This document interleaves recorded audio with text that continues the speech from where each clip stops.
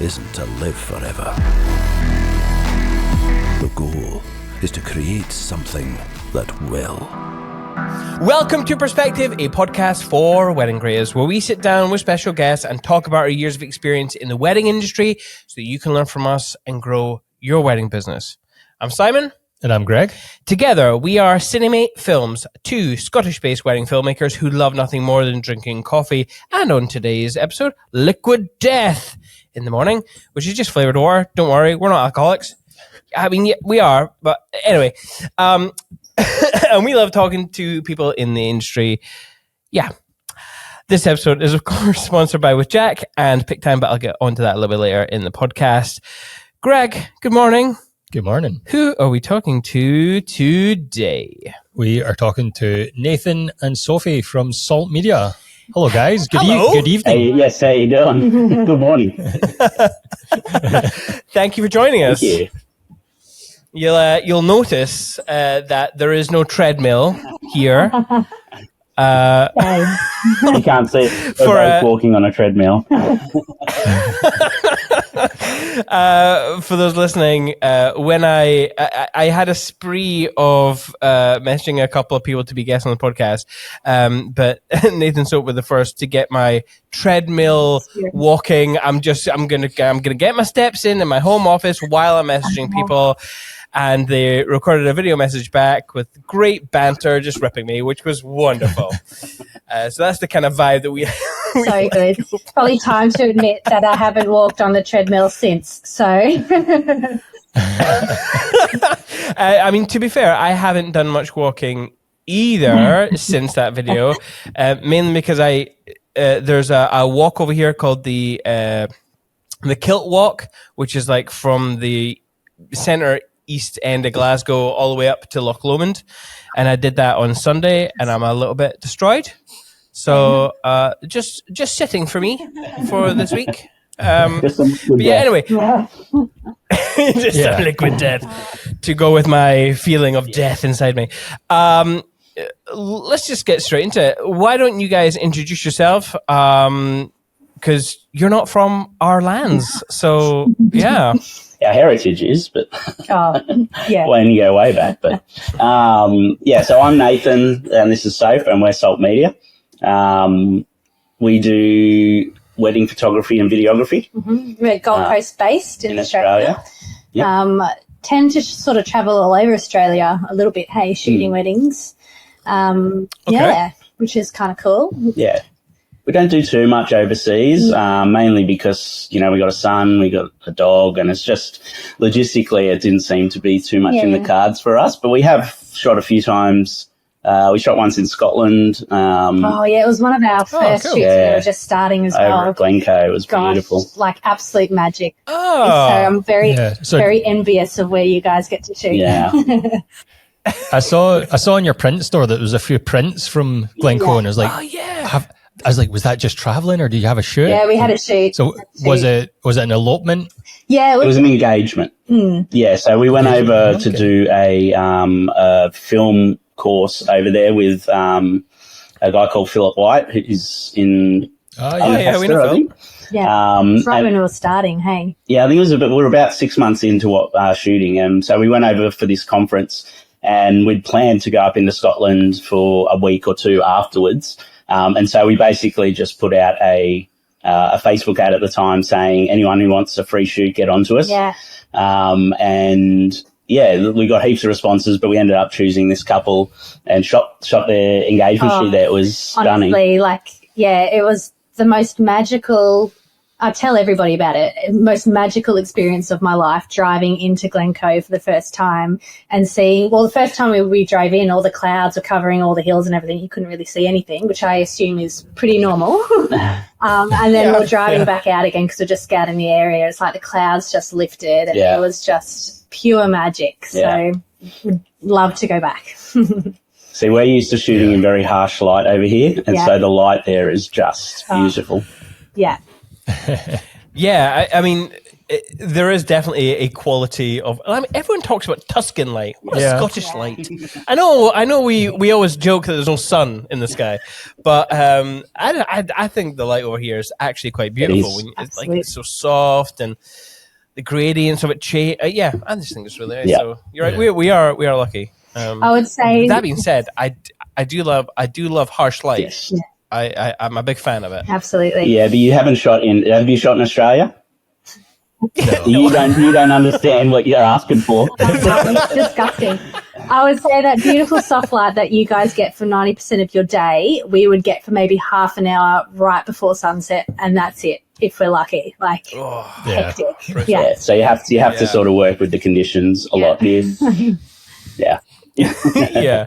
Well, I suppose that brings me nicely on to how you guys work together. Like, if you have so little time to shoot in those nice light moments, is it like a scramble? Are you fighting it to the death to get the shot? Who's getting the shot? Never. You know?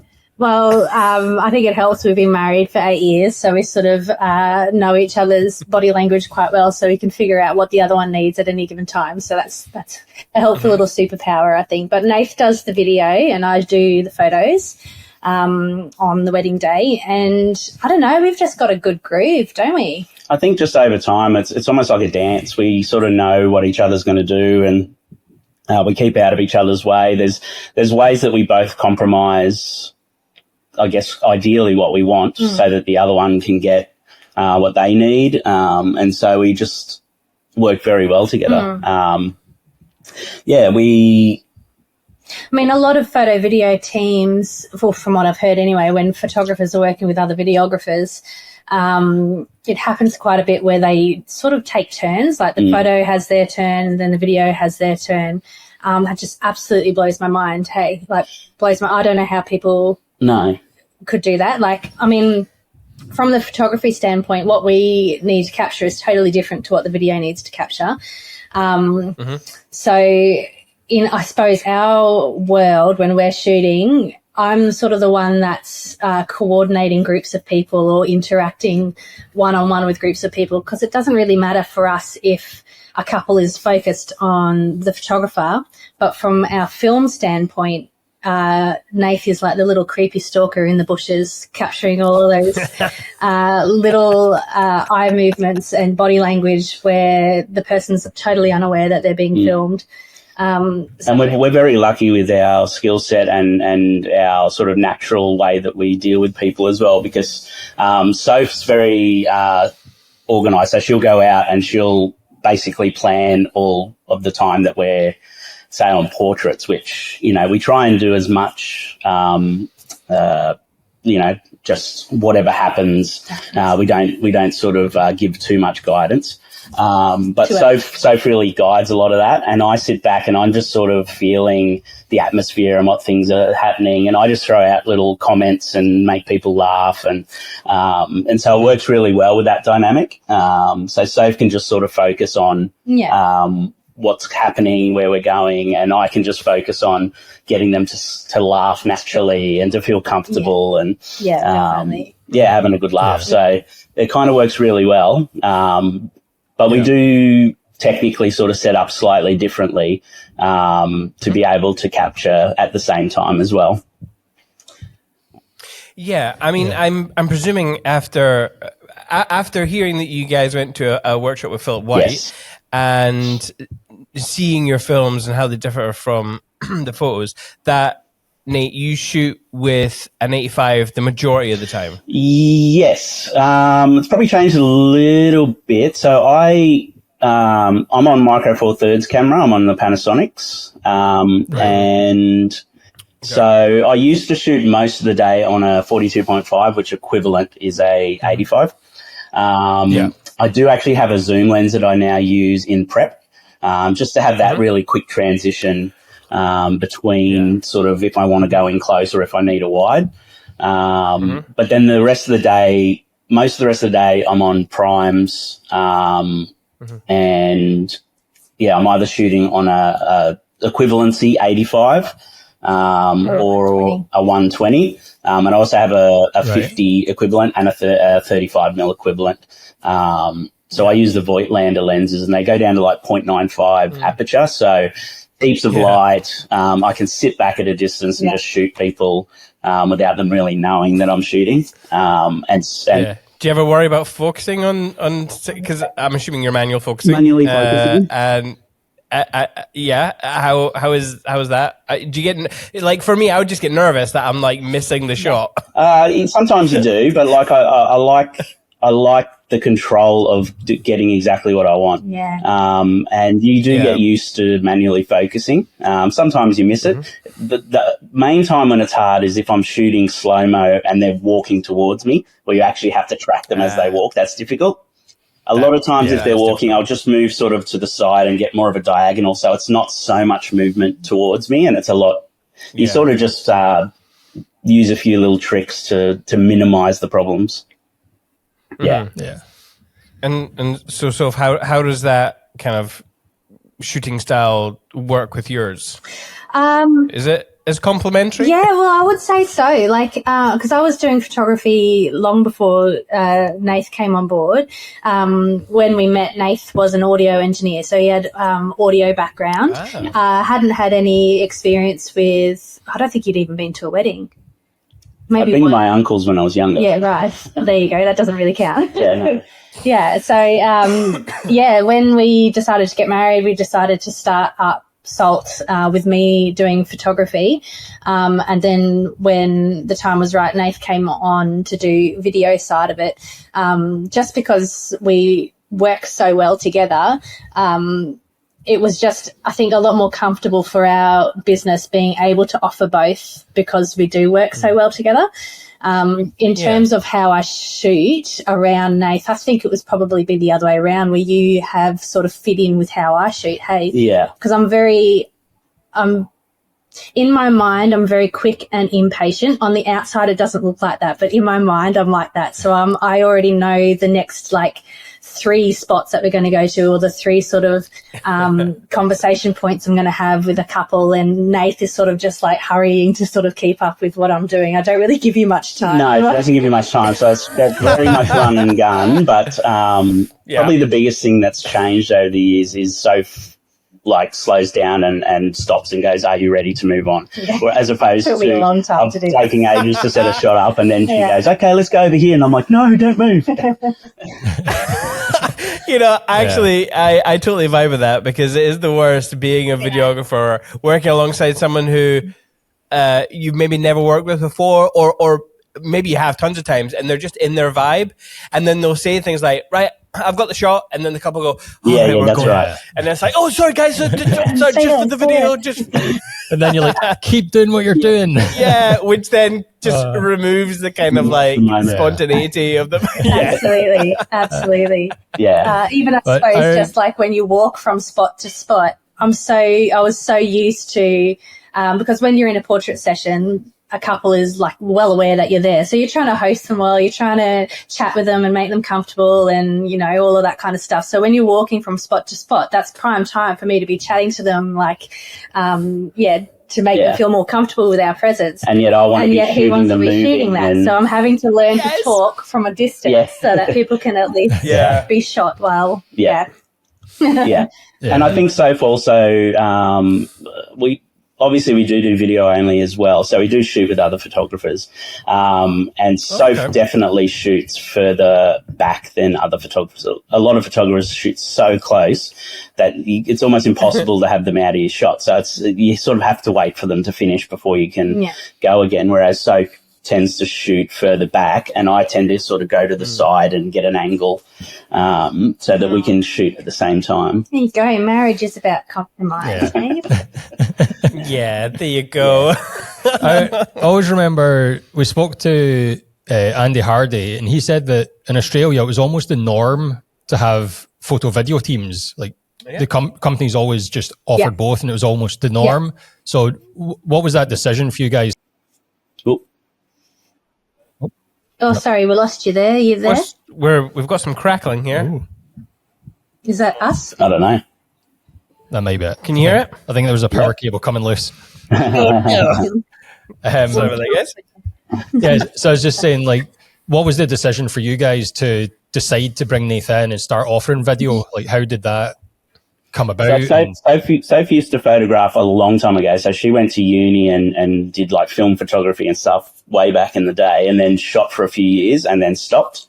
And so we worked together. I ran like a production area. So I was running sound, lighting, and live camera mixes. So obviously a very different world.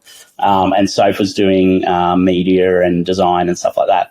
And so we'd sort of started making videos once sort of the DSLRs and the mirrorless sort of started offering video. And so we sort of learnt our craft on the side. So when we decided to get married, we were thinking, what's our next step? What do we want to do? And yeah, so it was just an immediate thought that, we can get into weddings, and we can, we immediately had a vision of what we wanted to do. Even though I'd never really been to a wedding before. And yeah, from there it was basically researching gear and doing it. Like I think back then there wasn't many Aussie companies that did photo video. Right, They were separated quite a lot back then. Yeah. It's almost become a must. And a lot of the companies that are photo video, it's like a photo company and a video company that kind of work together. It's not like what we do, where everything is in-house, everything is us two. There's no other influence or anything in what we do. So it's still a little bit unique in that sense. But yeah, I think most photo companies offer videography as well, but it's generally not from within their company, if that makes sense. Right. Okay. I feel that makes sense because I mean, the thing that stood out to me about your guys' work is the fact that it ties so well together. Like the images and the video, you can feel that they are a cohesive brand. Like, first of all, was that just like, this is going to sound like a really dumb question. Was that a creative choice? And whose style did you have to lean more into? Yeah. So the easy answer to that is Soph is our creative energy and I'm our technical energy. Yeah. So Soph edits the photos and the creative video. Right. Oh, and then I do all the audio because I've got an audio background, and then I cut our ceremonies and speeches and do a whole bunch of other stuff. So it's cohesive because it's the same person doing both. So the outcome is the same. Yeah. Yeah, I guess. But it's taken a long time to be able to sort of get them into the same, like what you're saying, where they really complement each other in feel and colour and everything.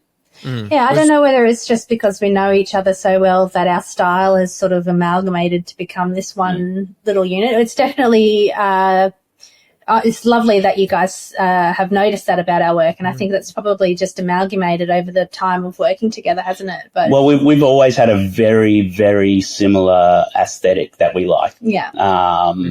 It doesn't matter what it is. We tend to really like the same things.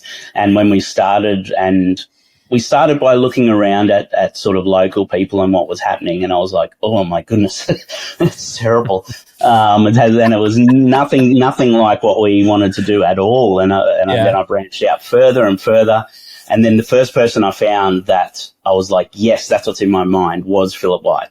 Yeah. And so we found his work, and like, finally, there's someone who I can sort of look at the work and go, that's what I have in my mind. And then Soph's like, yeah, I love it too. So that was sort of, he was always a bit of an inspiration to what we wanted to go towards. In terms of the editing, we're very different. Yeah. We're very story based and really focusing on the heart and the authentic moments of the day.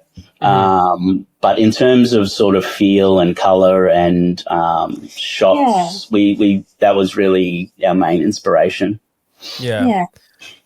I want to talk more about maybe from Soph's point of view, the struggles of matching two separate kinds of content to the same look. Like, was that a challenge? And like, what were the steps that you took to kind of bring those two looks together? Look, I think it's an ever-evolving process that I'm never, ever happy with, especially, I suppose, the final look really does come down to the colour of both the photos and the video. Yeah. She did watch your videos and go, how the hell do they get colour like that? Your colour, seriously, your colour is just absolutely gorgeous. Like, yeah. Oh, well, that's nice to hear, because I always think that I feel like I can't color. As you say, it's a constant struggle, constant. It is constant tweak. So yeah, yeah, and I would gladly send you our Australian light shots to colour grade for me, because man, yeah, what a mission. Yeah. But I mean, colour grading video is very, very different to colouring photos. I wish there was a Lightroom for video. The equivalent is DaVinci, which is what we used.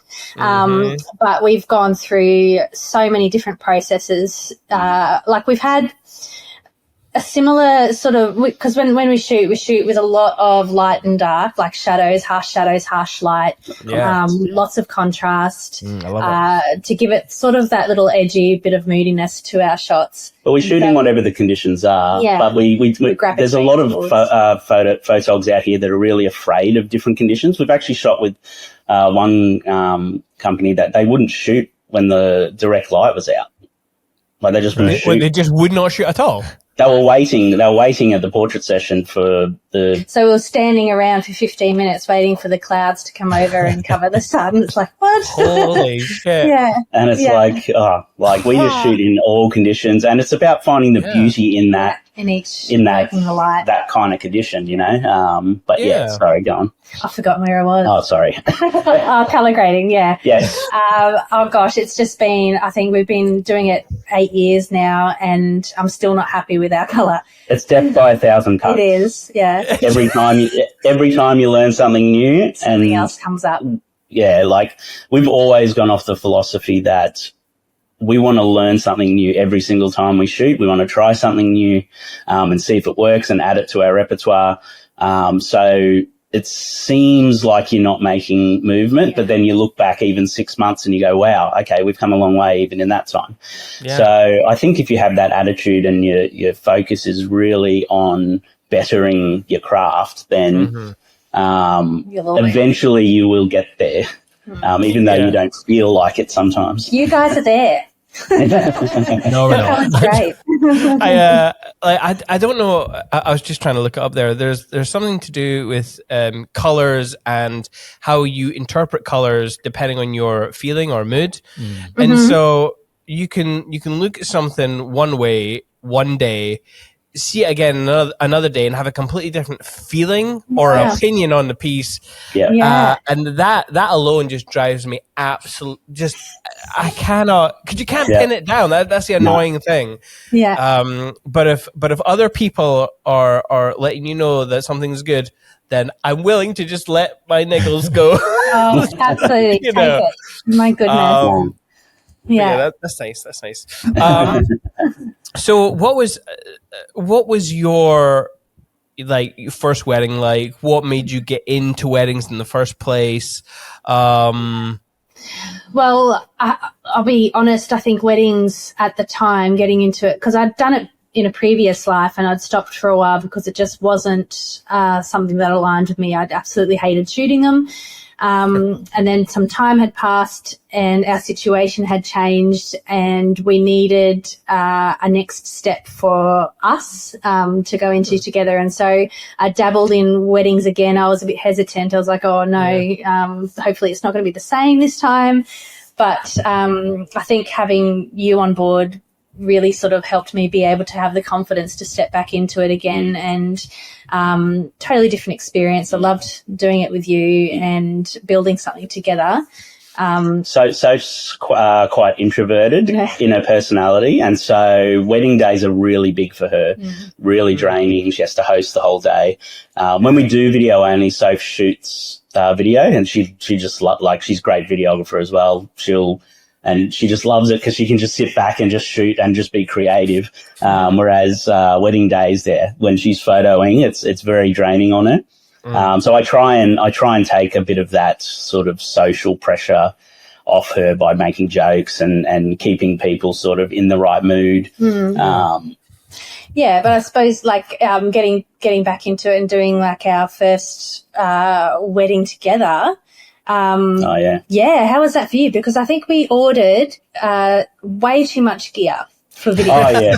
Way too much. Hey, Yeah. we had to sell off like almost half of. Well, when you get started, you don't know what you need. Nothing. So I got everything, and then realised that I didn't need about half of it. Yeah. And peeled back. One of the big things. It's funny because we've brought into our business. We've really brought different ideas and thoughts that have sort of come together to make it what it is. And so at the start, one of Soph's big things was she really didn't want to be overly intrusive onto the wedding day. She didn't want, you might have some videographers that have, some of them have the sack thing these days, or the, the big shoulder mount and things like that. And straight away, people like, they notice you, and it's like really, it can take them out of the moment. So we shoot everything like as minimal as possible. I just handhold my camera, and I just got a monitor on top. And I shoot with long throw lenses so I can stay back whenever I can. That was something that Sophie really sort of drove at the start, because I'd bought like a camera cage and, all this stuff, and she's like, you're going to look ridiculous. Like, And so we sort of peeled all that back. Yeah. And then really my side, I've really had a passion for the ceremony and speeches videos. So because I come from a production background, it's very much like a production setup. So at the moment I've got 4 cameras. And he promised me when he bought a new camera that it was going to replace one of the other cameras and we could sell the other camera, but it somehow... That was my intention. That was my intention. And then I shot the first wedding. Yeah. And I had to still bring my cameras because I was using this new one for the first time, and I had 4 cameras. And then I shot the ceremony, and I was like, why haven't I done this before? It's so much better. And so I shoot with 4 cameras now, both ceremony and speeches, and sort of cut it together from start to finish, and it's really well done. And that's sort of been my side, my baby, that I've driven, and obviously also the audio side. We work very closely together on, music choice and the blend of the music, and the talking and the sound effects and everything that we put in. So everything's been very collaborative between us. It's probably our main area of crossover in life. When you get out of work, we're so opposite people. We're barely even friends. Well, that is like a lot of husband and wife teams. That is a common question that people ask. Like, you're working together, you're living together. Like, how do you balance life and work?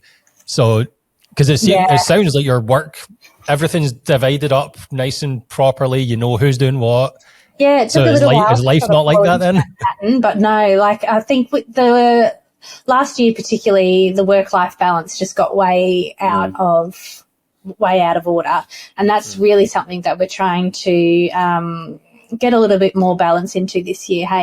Because it can get quite hectic when it's not just your business that's tied up in each other, but it's your whole marriage as well.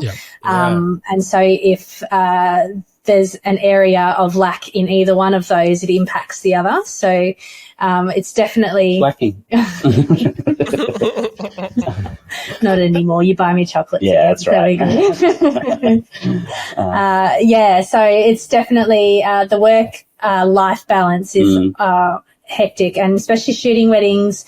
It's usually weekends that are gone. The next day you're spending backing up, doing sneak peeks, and then you're back into the working week again to do your normal edits, all to roll around. I think there was a couple of weeks ago, before the whole Easter break, we'd been working nonstop for 3 or 4 weeks and we hadn't had a day off. And it's like, I'm sure there's so many other video photo teams out there that can feel the same punch as that. But work-life balance is one of those really tricky ones to try and pin down. Hey. Yeah, I mean, we're our own worst enemy as well, because we deliberately do everything in-house from start to finish. There's nothing that we outsource, and that was because one of our highest priorities was quality. And so, they say you can either have cost, quality, or time, and one of those will always suffer. And so usually our time is the thing that suffers. Yeah. And trying to find that balance is difficult. We've just hired someone though, guys, and she starts tomorrow. Yes. Oh, she starts tomorrow? Yeah.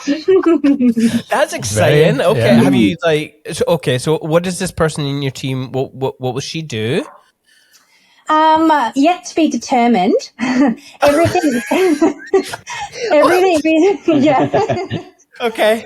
We have an idea initially, and then it's going to evolve over time. Yeah, I think everything that we've always tried to do, even with our couples, even with like the unification of what you guys are saying between our photo and film, everything that we do stems from heart and stems from relationship. So that's either relationship with our couple or relationships, watching specific relationships on a wedding day between other people. And we put a lot of importance and priority on the people around us that we're either capturing or that are a part of our team, helping to capture.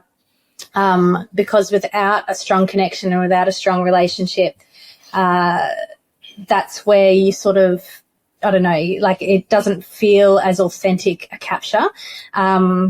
That's how we work as people in sort of everything we do. So when I say that we are yet to determine what her role is, we've hired this person, I think, purely from a heart stance, knowing that she's going to be somebody who is going to be a really big support to our team on the back end. So it's always heart first, isn't it? Yeah, and I think that when we first came into doing weddings, the first thing that we both agreed on was we hated the idea of like the stereotypical like fantasy wedding. Like it's trying to, it's like posing. It's like trying to recreate someone else's moment, recreate a movie or something where it's like there's no meaning to that. We really wanted to champion as much as we could what our understanding and idea of marriage is and what a wedding day is, which, you know, everyone says, oh, it's the best day ever. But why is it the best day ever? Why is it? It's the best day ever because your whole family is there, because it's coming together of two people. And you know what, even to some people, it's actually not the best day ever. Like we had a wedding some time ago where everything was going wrong for the bride, like everything was going wrong. And she handled it so beautifully with so much grace throughout the day. But I could just see her just trying to hold everything together for the sake of everybody else. So at the end of the day, I went up to her, we were about to leave. I gave her a big cuddle and I said, you know what, it's okay. Nothing went to plan today. Nothing went to your plan today. It's okay for you to grieve what you missed from today. She broke down in tears. She goes, oh, thank you so much. It's just lifted a weight. So for a lot of people, it's not the best day ever, and nor do we want to try and capture something that it wasn't. Yes. But we want to restore and cherish the beautiful moments and the beautiful feelings so that we can gift that back to our couples and they can re-envision their wedding for what it was and fall in love with it for what it was. Yeah. I think that is a tricky tightrope to walk, I have to say, because it is. I've always pondered this in weddings where I'm like, if every okay, I always joke that when I say I do a Photoshop, so I'm like cleaning backgrounds or whatever, and then when I'm getting into the edit, like every cut I make is technically like I am affecting someone's memory of what this day is going to be. Absolutely. Not that I'm lying to them, but I mean, in a very basic terms, maybe I am lying to them with the best intentions. Yes. And trying to, like you said, kind of walk that line of like not creating something that is not what their day was. No. But then creating something authentic that if they didn't see something a certain way, because we have a different perspective on their wedding that they might do. Absolutely. That maybe we can nudge them with a more positive outlook. Yes. If, like you said, in instances where that bride didn't have a good day, that's powerful. Mm. Yeah. But it's tricky. That's the thing is you do, I wouldn't even just say it as, I just think as decent humans, you've got the power to impact somebody else's world and celebrate in the other person. There's always something positive to find. Yeah, there is always Always. something to celebrate. And I suppose that's sort of how we like to, I mean, even with guests on a wedding day, we don't like to, when we're not intrusive, we're not standing back and just shooting from a distance, and we're not separated from the wedding. What I mean by when we're not intrusive is that we're probably more all-inclusive. So we like to have those conversations with all of the guests to find out as much as we can about the people, about the celebration, about all sorts of aspects of the wedding day that has made this couple who they are, so that we can potentially replicate a celebration that is justly fitting to their family and justly fitting to the couple. So, and it's also, I think, really having a good understanding and a distinction between the role of photo and the role of video. Yeah. So photo is there to document the day. So there's a lot more pressure on photography to capture everything. Whereas video, our main goal and our main aim with video is to bring the feel of the day back to people. So it's most of our couples, when we deliver, they go, oh, wow, it took me right back to the day. Like it just felt like it did on the day. And that's what we try and do at every wedding. So when we finish a wedding, Soph's usually already thinking of the type of music that she's thinking about. And we're thinking, oh, that was a real peaceful day. And so we'll choose peaceful music that sort of sits with it. We always say to our couples, like, if you want something with a bit more energy, you have to organise something that's energetic on the day, because, it doesn't make sense to have no movement and then lots of energy in the music.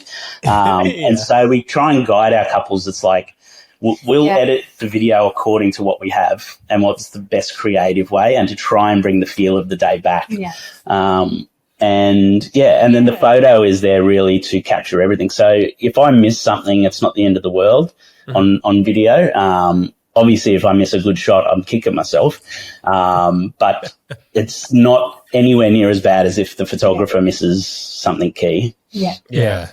I think as videographers, it is quite comforting to be like, no, that's a photo moment, or those details are for photos. They're not for a video. I don't need to get them. Like, it's quite comforting sometimes. Which I feel like, so, back, I obviously I don't know what video used to be like in wedding industry where you are, but it used to be the case that videos were super duper long, like 2 to 3 hours long, full tape of just like documenting everything.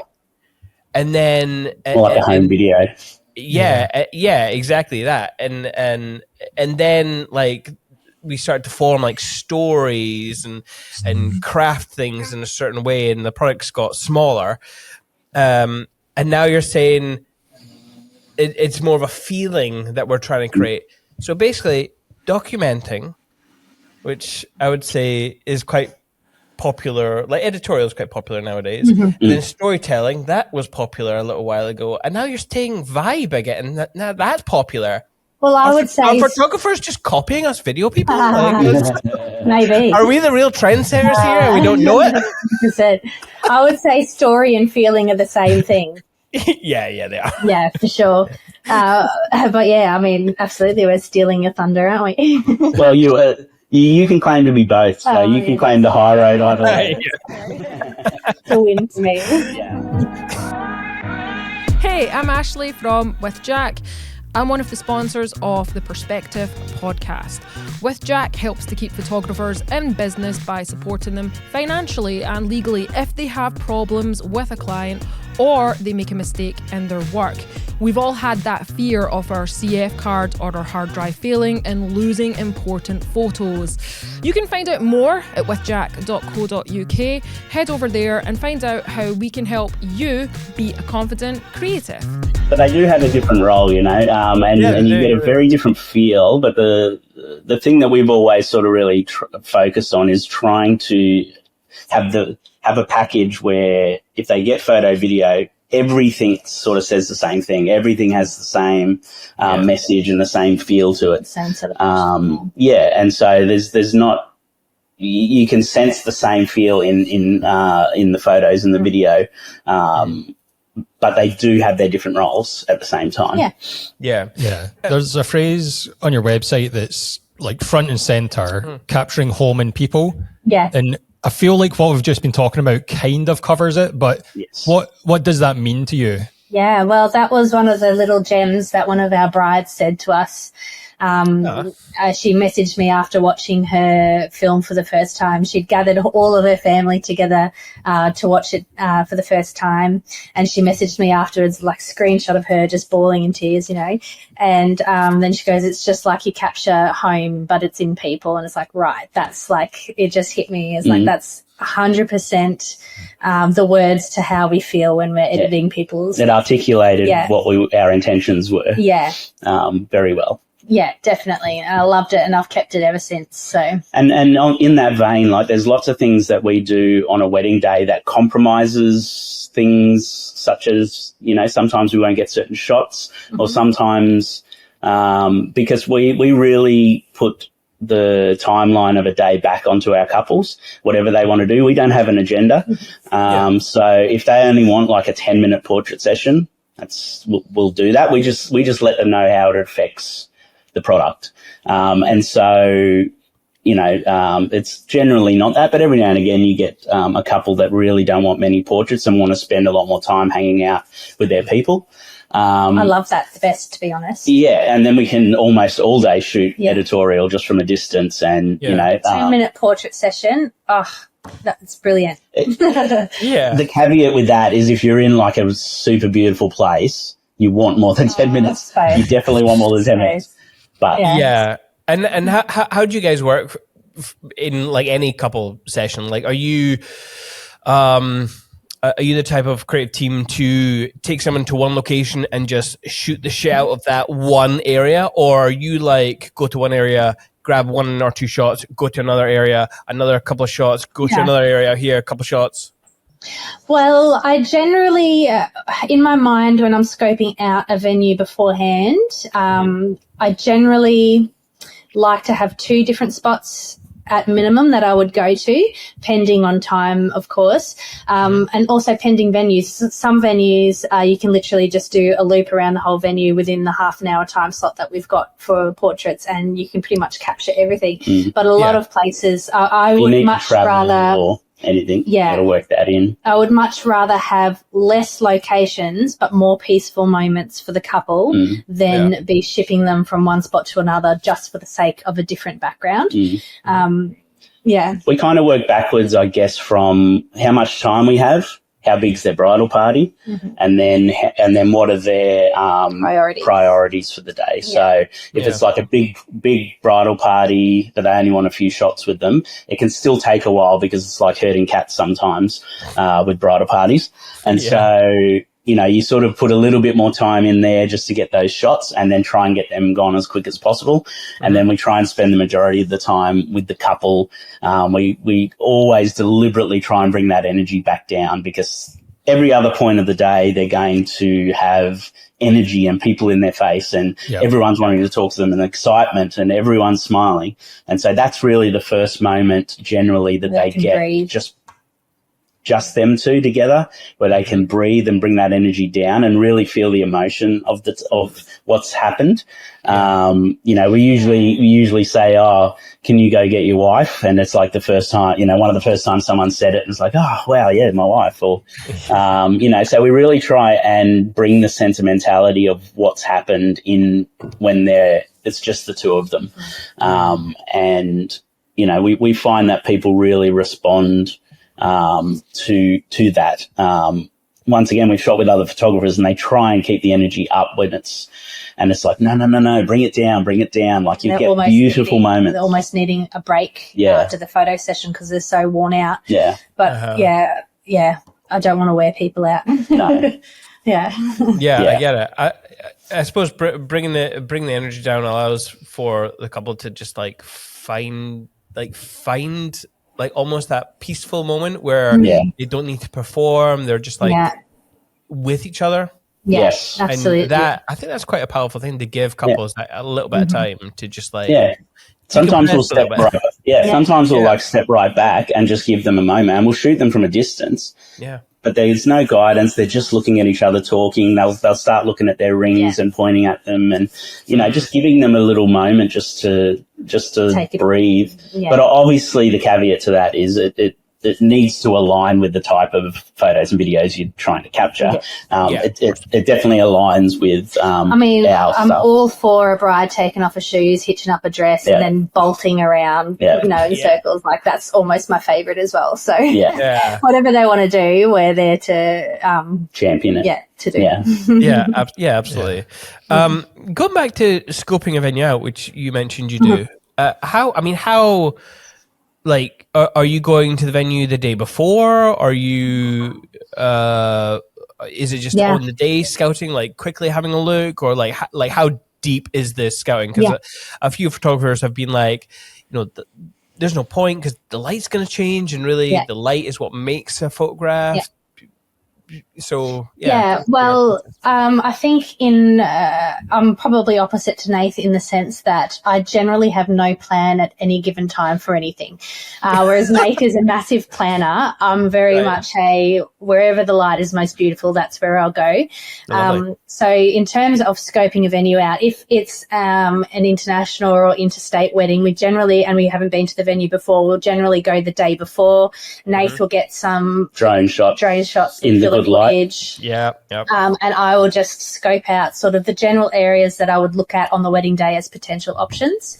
And then if it's not the day before, then it'll just be the morning of. We generally get to the ceremony site half an hour or so before we generally start, so Nath can do some pre-set up stuff, and in that time I'll be doing a scope around the property, figuring out where the light would fall best, and hopefully having some sort of idea of where I'd like to shoot. Sometimes being very willing to being very willing to be flexible, to throw it all out the window, depending on where the couple, how they respond, what their people are doing.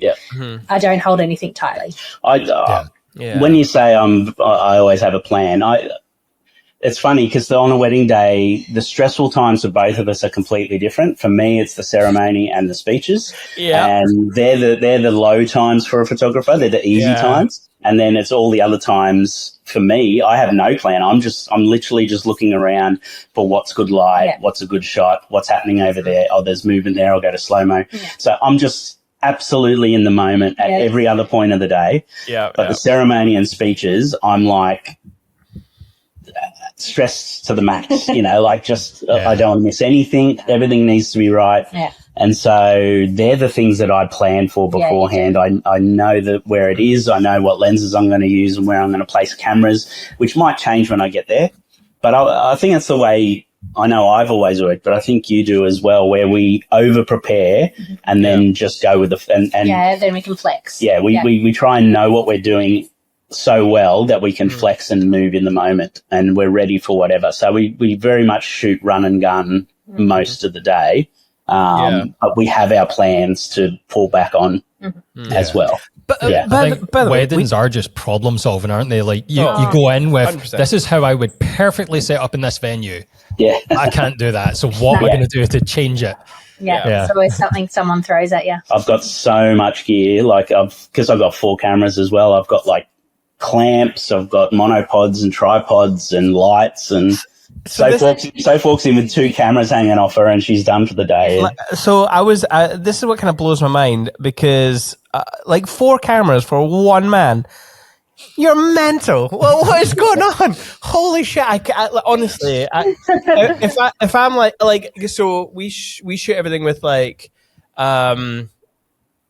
so Greg's got 2 cameras and I've got 1 because I'm just roaming around. I'm just hand holding the whole time. And Greg's got the kind of safe down the aisle shot, the kind of the tight 3 and then the wide. I just can't imagine adding another camera in there. I'd be worried about focus or is someone standing in the way of it? Because we've had times in the past where we would have 4 cameras at a ceremony, and it just gets to the point where I'm just no point. no point because I'm just too shit at managing another camera, and then I'm missing moments that I'm there hand holding so I can oh, grandma's crying, oh, over here, oh, this person's doing this thing, oh, this person's laughing. But if I'm worrying about another camera, I'm just my attention's drawn in too many places and I can't, I'm missing shots and I'm just You're probably gonna hate me, and this is something that we definitely don't agree on. Yeah. Is during the ceremony, I set the cameras and I don't roam around and get reactions and stuff like that. So I basically have 2 cameras sort of on the sides, getting both the faces, and then I have a tight shot at the back, and then I'm hand holding one when they walk in, and then that goes to the back and is a wide. So I have a safety wide at the back, a tight shot, and then the 2 shots at the side, and I leave it there pretty much the whole time. Yeah.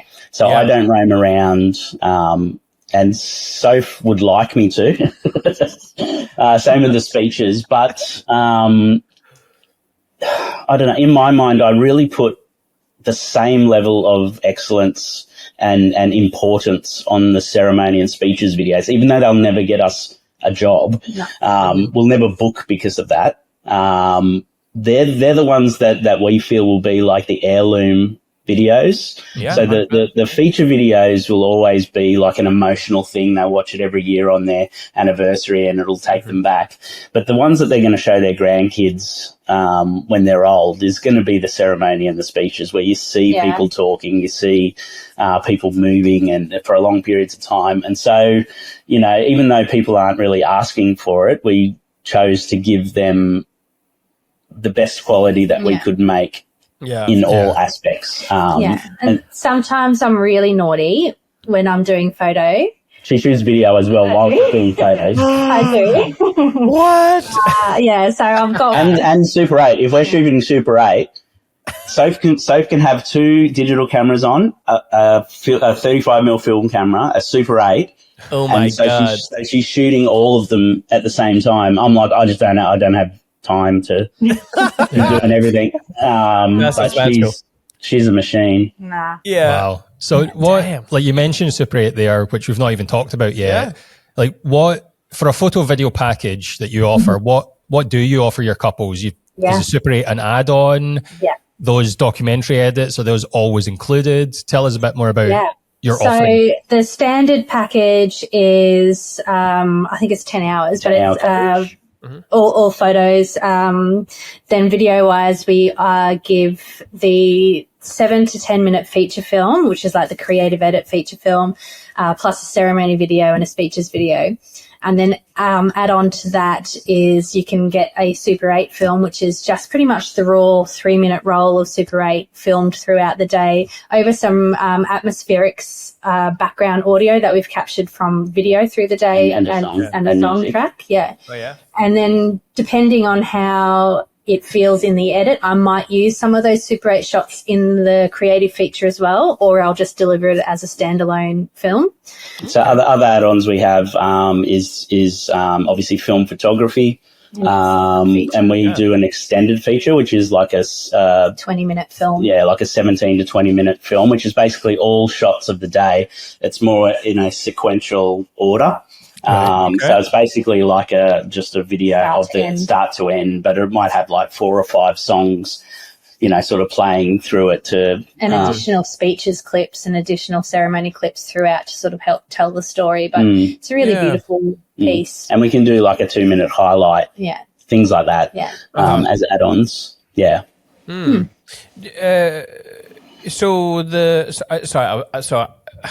My attention was drawn to your website here because obviously on your films site, the first 2 films from Corey and Malika, is that? You have the 2 versions. You've got an 8-minute version, and then you got the 22-minute version. Yes. How? So are they priced differently? Are they? Like what are the price differences there? Yeah, so we've got 2 main packages. So our standard package is just the 7 to 10 minute feature, ceremony and speeches and photos. And then the higher up package is that plus the 20-minute extended feature film. A highlight. And a highlight. And film photography. The extended feature film, I think we've just been having discussions this week because I've just been making one and it's taken me forever to make it. I think we're going to put the price up for that. For sure. Yeah, and the audio still so quick with her editing. Like she's put together a 20-minute film in one day before. Holy shit! You have done it. This last one has taken me a week, so just give a bit of perspective. It didn't take you a week. I get you. And usually, a lot of times, I'll take longer on the audio than she'll take. Stitching it together. But Soph sort of comes in with a brush and just sort of, and so you're not overly detailed on your first run through. No. And so usually at the end, like both of us will go through it and do stabilizing, I'll line everything up, because it'll all be angles. This is also where we differ.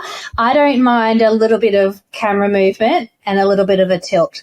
Nath is very OCD. Everything needs to be straight and stable as heck. Well, Oh, you'll be on a gimbal then, I'm sure. I'd agree. I'd agree. No, I'd agree with you, but then we'd both be wrong.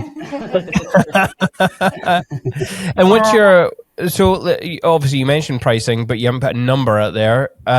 What are you charging clients? Kind of for a non-destination 1 day event. So our package, the 10-hour package, our regular package is priced at. Is it 11? Is it 10 and a half or 11? Might be 11. I think it's 11. No, I think it's. Let me just check.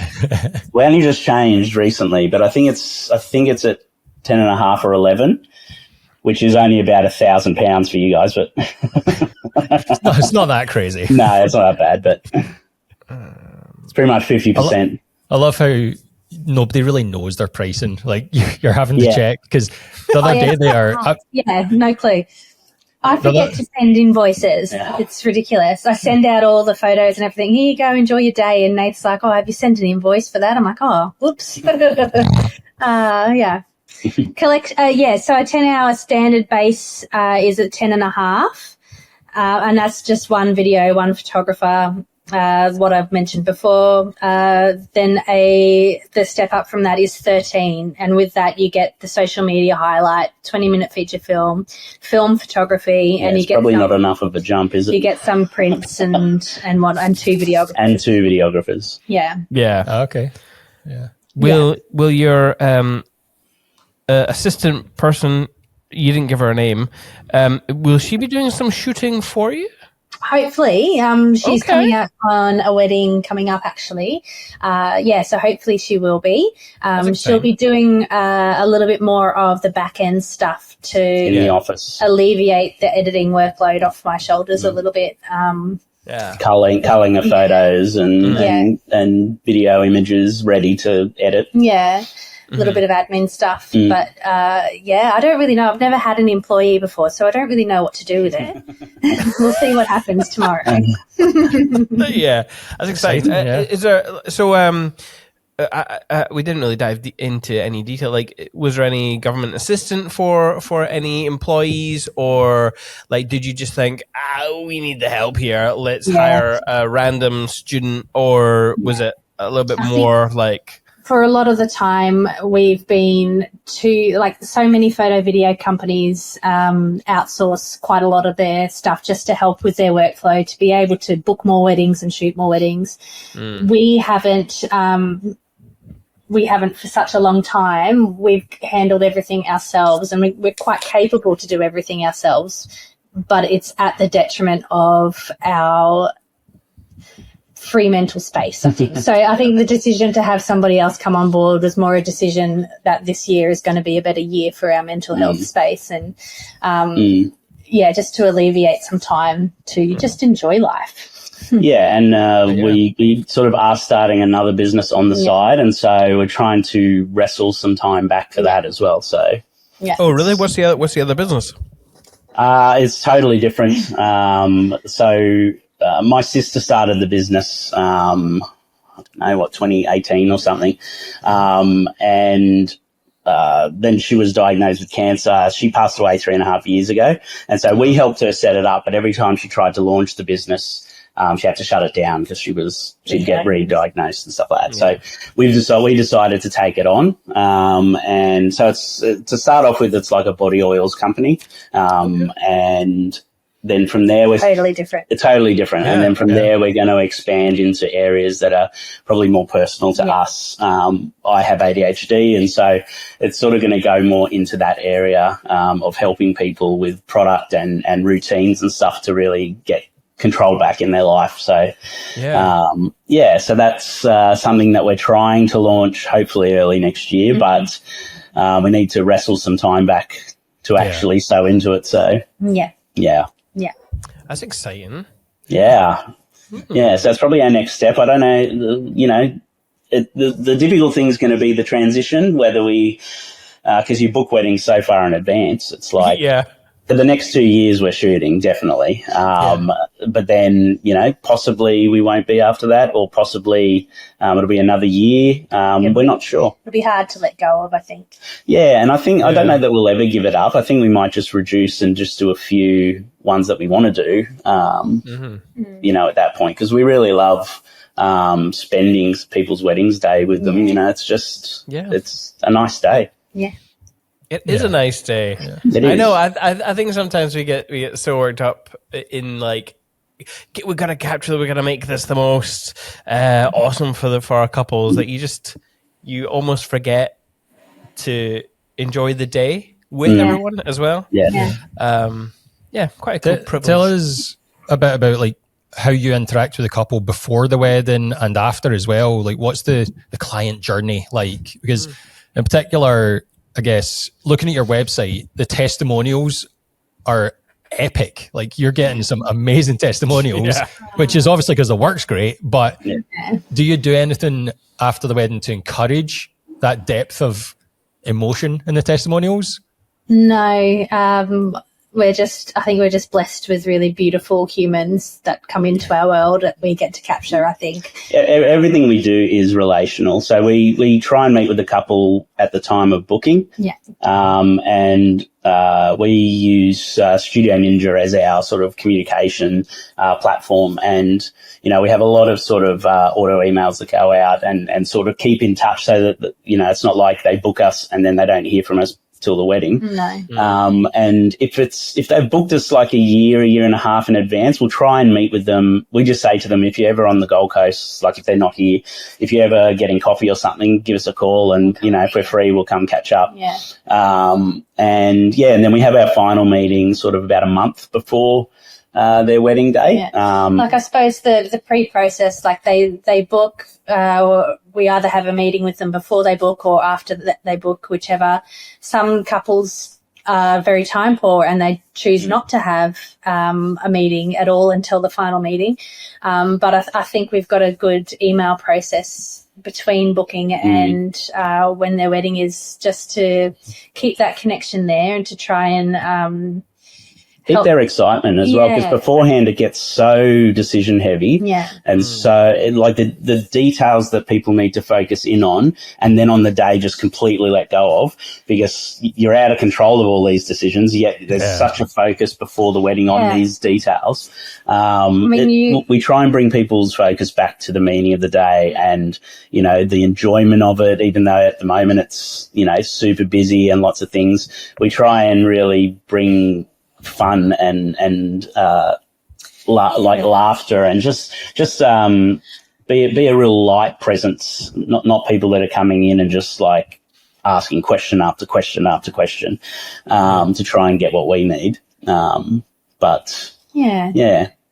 I think we genuinely enjoy connecting with people. I send them out a little gift, which is my favourite thing to do. Like after they've booked, I put together a little gift box and post it out to them with a little love note, which is nice. It's probably my favourite part of my job, is sending out that little gift. I gave her a budget and said, do what you want within that budget. I don't think we're in that budget, but that's no. I was going to say, like, how much are you spending to buy your couple's approval? 100%. That's so. I don't want to know. They've already proved. They've already booked us. It's fine. Yeah, no, that's true.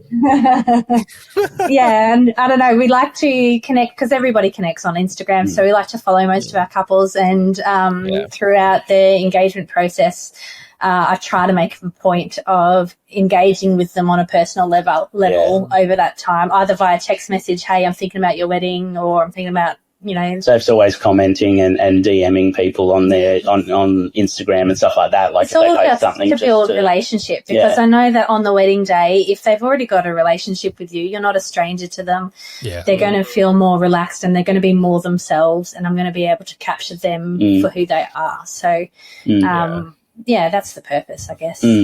Yeah. And also from our end, meeting with the couple as much as we can really gives us an idea of who they are. You know, like sometimes it's like, okay, these guys aren't really PDA people, or, you know, like the bride is super keen, but the groom's like, he doesn't want to be there in front of cameras.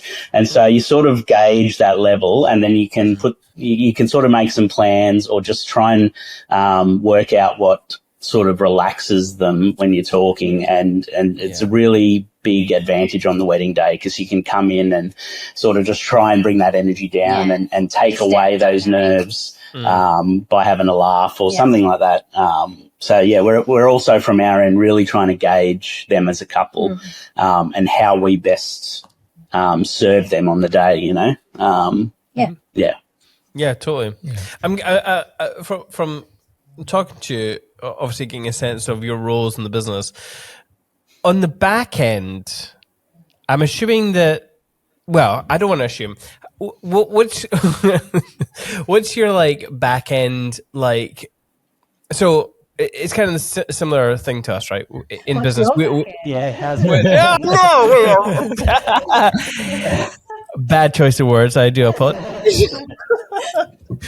After the wedding, like I just give everything to Greg, and Greg does the backup, all the technical things. He makes sure it's in like 10 different places. Like what's your back end like in regards to like keeping everything safe? Because obviously these are cherished memories, and knowing that there are some creatives out there who don't have the best like process. After. So help us out there. This is Nate's passion project. Okay, that's fine. I come from that world of sort of corporate, you know, like a whole office going off an ass and things like that, so that everyone can keep doing their job. And so we have, at the start, we used to just have multiple hard drives, and trying to buy anything new and convince Soph to get something new is difficult, because she questions my motives that we don't need it. But I very early on said, we need a NAS. We need to get a NAS. I'm sick of hard drives everywhere. It's just a recipe for disaster. We're going to lose stuff. I'm paranoid about that. So we got a NAS, and that's set up. We have 2 optical outs on that. So basically we get 10 gigabit per second so we can both edit at the same time on the same files. On the same files. So what we do is when we get home, I back up to an SSD because it's quicker, and then I back up from that SSD to the NAS. And then I also back up to a hard drive, and that hard drive stays in a fire safe in our office. So, and also what I do is all of the SD cards that we used, until it's completely backed up, all the SD cards go into the fire safe, so that if we lose any, like if a fire comes through and takes out the house, then we still have all their raw data and raw footage. So unfortunately here the option of a fiber cable to the house isn't an option, so online cloud storage is just impossible. It's not. It's not going to happen anytime soon. So we've put a lot of stuff in place to make sure that we never lose anything. I don't think we've ever lost anything. So touch wood. I'm absolutely paranoid, but I'm the organisation, and then Soph So You're the technical, yeah. And so when we get home, Sophie will do all her photos herself, put them up on the NAS and on her SSD, and I get all the video off, and then it usually takes me about half a day. I put the project together, the video project. So all of the files go in. I synchronize all of the videos and have timelines for all the different, for the ceremony speeches, if there's any other videos. Honestly, video is a beast. Compare it to photos. Photo, you're done and dusted in. It's so easy and quick. 2 cameras on the day. Shoulders are brilliant. Post editing, easy. Video, oh my gosh. It's a beast. It's an absolute, absolute beast. So it takes a while to get the project together and fully ready. But after that, I basically duplicate that project. And that way I can work off the first one for the ceremony, to cut the ceremony and speeches, and Soph can work off the second one to cut the feature or extended or whatever creative videos we're doing. Yeah. That's cool. I like, I mean, definitely working in the same household has its advantages. We don't, although we have a co-working space in the city centre of Glasgow, quite often we're working from home. So we have we kind of need to have this SSDs. We've got those SSDs, but we're lucky enough to be able to use the cloud storage. Yeah, cool. But I definitely get that would be the best option. The fear about the SSDs, like Simon's got this case that's just got about 20 of these SSDs in it. I'm like, that doesn't feel good to me. Please don't lose that. By the way, we've always got 2 copies of it, and so it's fine. Still, the thing is, it ends up costing you more in the long run anyway. So if you get a NAS, like every year I purge the NAS, so I buy like a 22 terabyte hard drive and just move everything from the last year onto that, and we store it. So we've got every bit of original everything that we've ever done in our cupboard for the last 8 years or whatever. So we have, and everyone's like, that's a bit of overkill. I'm like, it is, but that's how paranoid I am. And then we also have a hard drive that has only all of our exported stuff that we've ever done. So we back that up to a hard drive, and it lives in the fire safe. So there would need to be quite a disaster here for us to lose everything.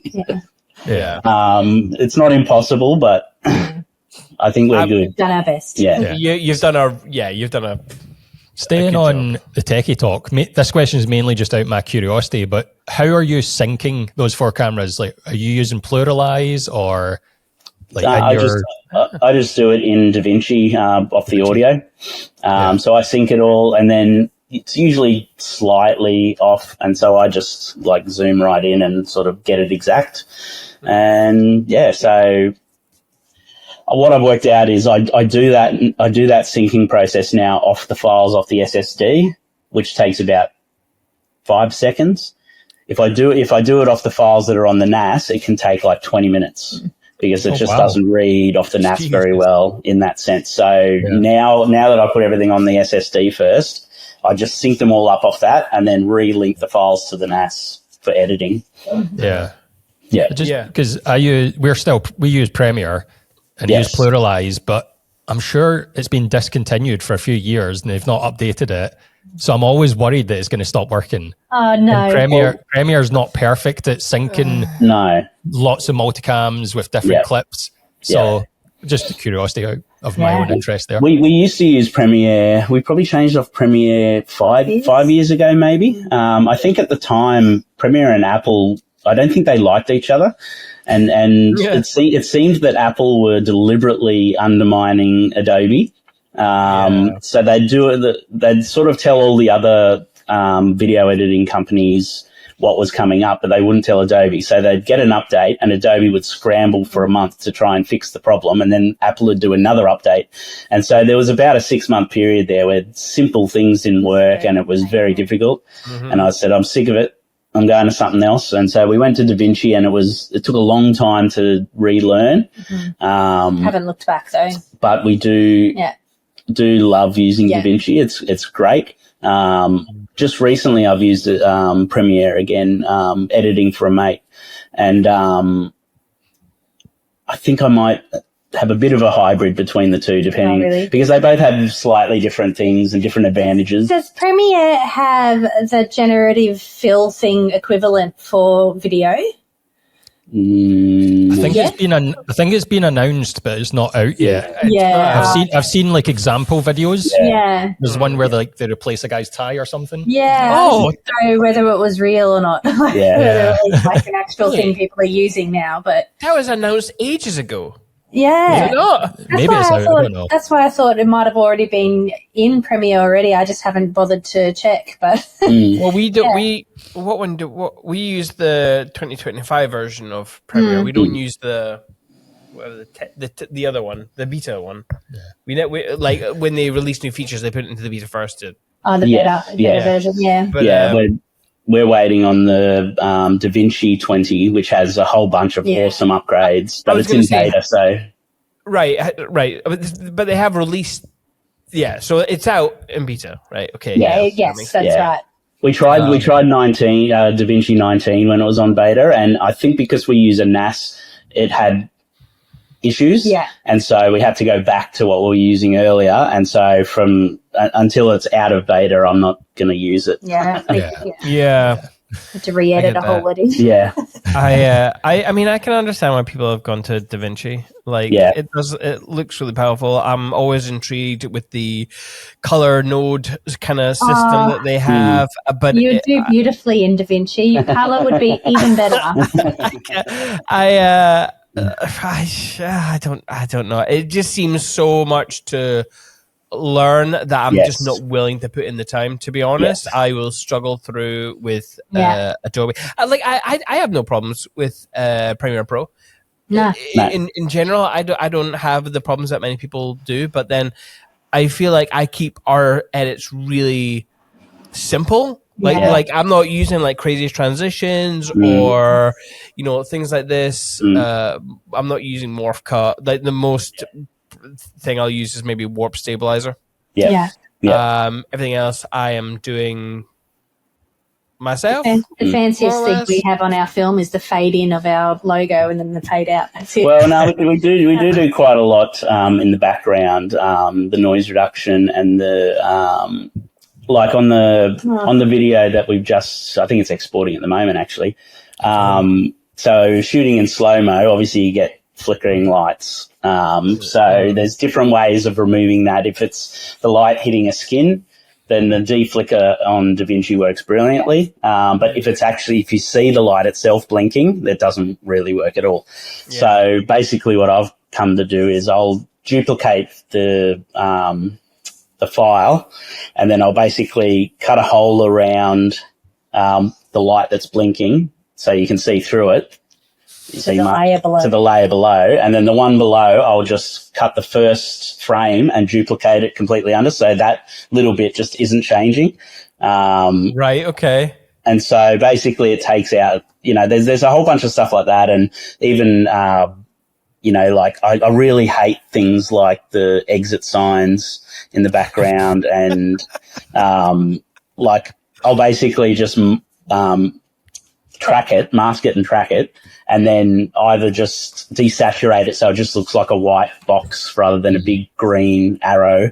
And so I'll try and do a lot of that kind of stuff just because it annoys me that it's there.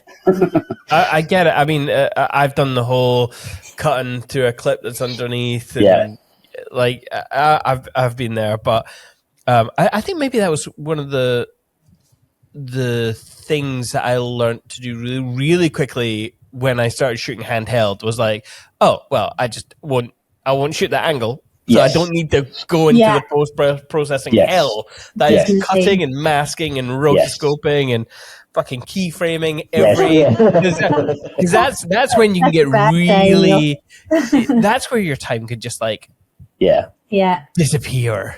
Yes. Yeah. And then you become a shell of a man that you once were. Yes. So, yeah. I'm sort of 50-50 in that I'm a little bit psychotic in that I like learning new tricks. And so... Yeah, I mean...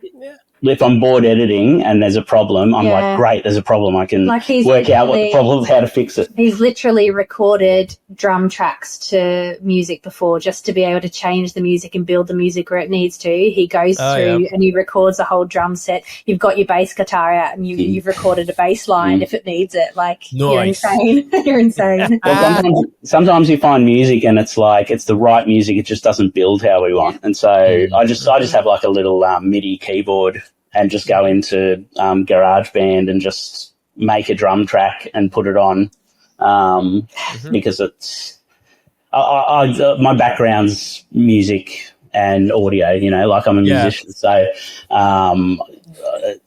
I like those little adventures out from just sitting there and editing the same things over and over and over. I enjoy a little excursion every now and again. I do too. In fact, I'm going to tell you my story because I haven't done this. I've just finished this ceremony, right? And it was in Glencoe.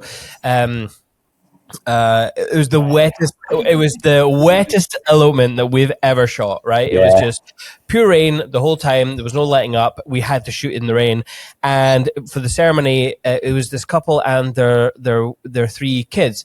And each kid did a reading, and we got one of the mics back. But one of them had stopped recording because the rain had gotten inside the recorder and killed it. Anyway, after realizing this, Greg's like, but I don't know, like they just took them off and handed me them. I don't know whose this is. And I'm like, right, okay. So they're all in the van we're about to leave to go to the next place, or they're eating their lunch or whatever. I can't actually remember. Anyway, I grab a recorder and I go into the van and I just explain, hey, we lost someone's audio for a reading. I'm not sure who it is.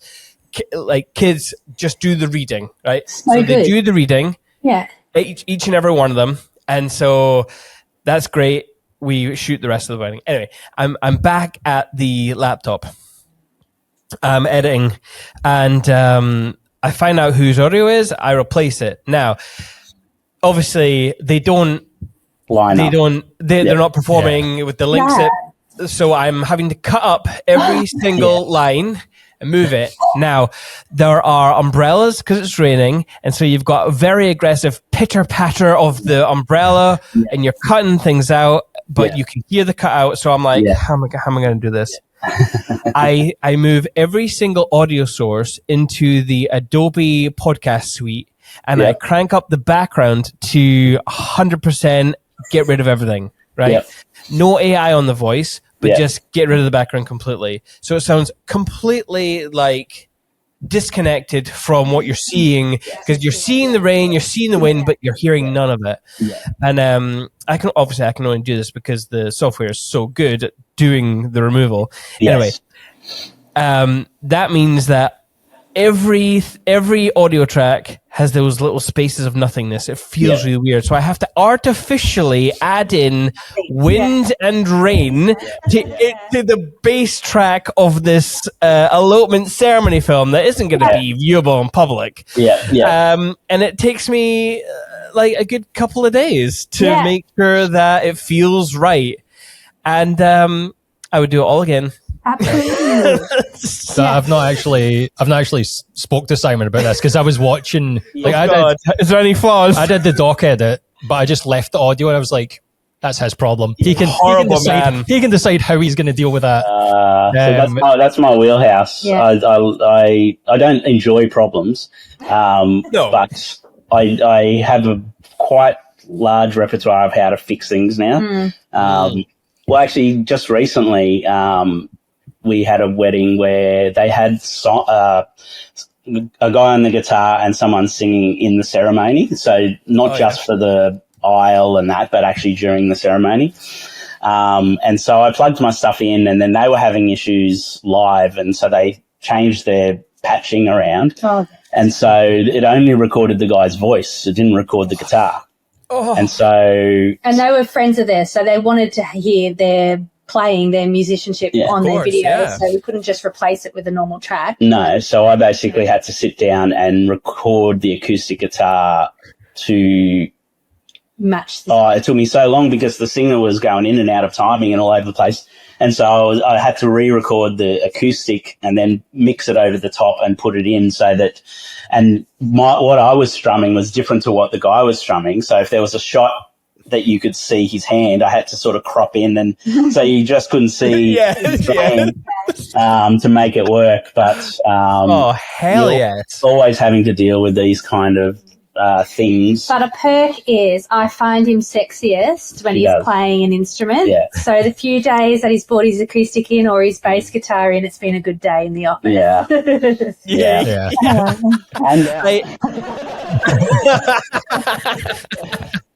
And in that situation, do you let the couple know the efforts you went to do that, or is that just like a wee Easter egg that only you know?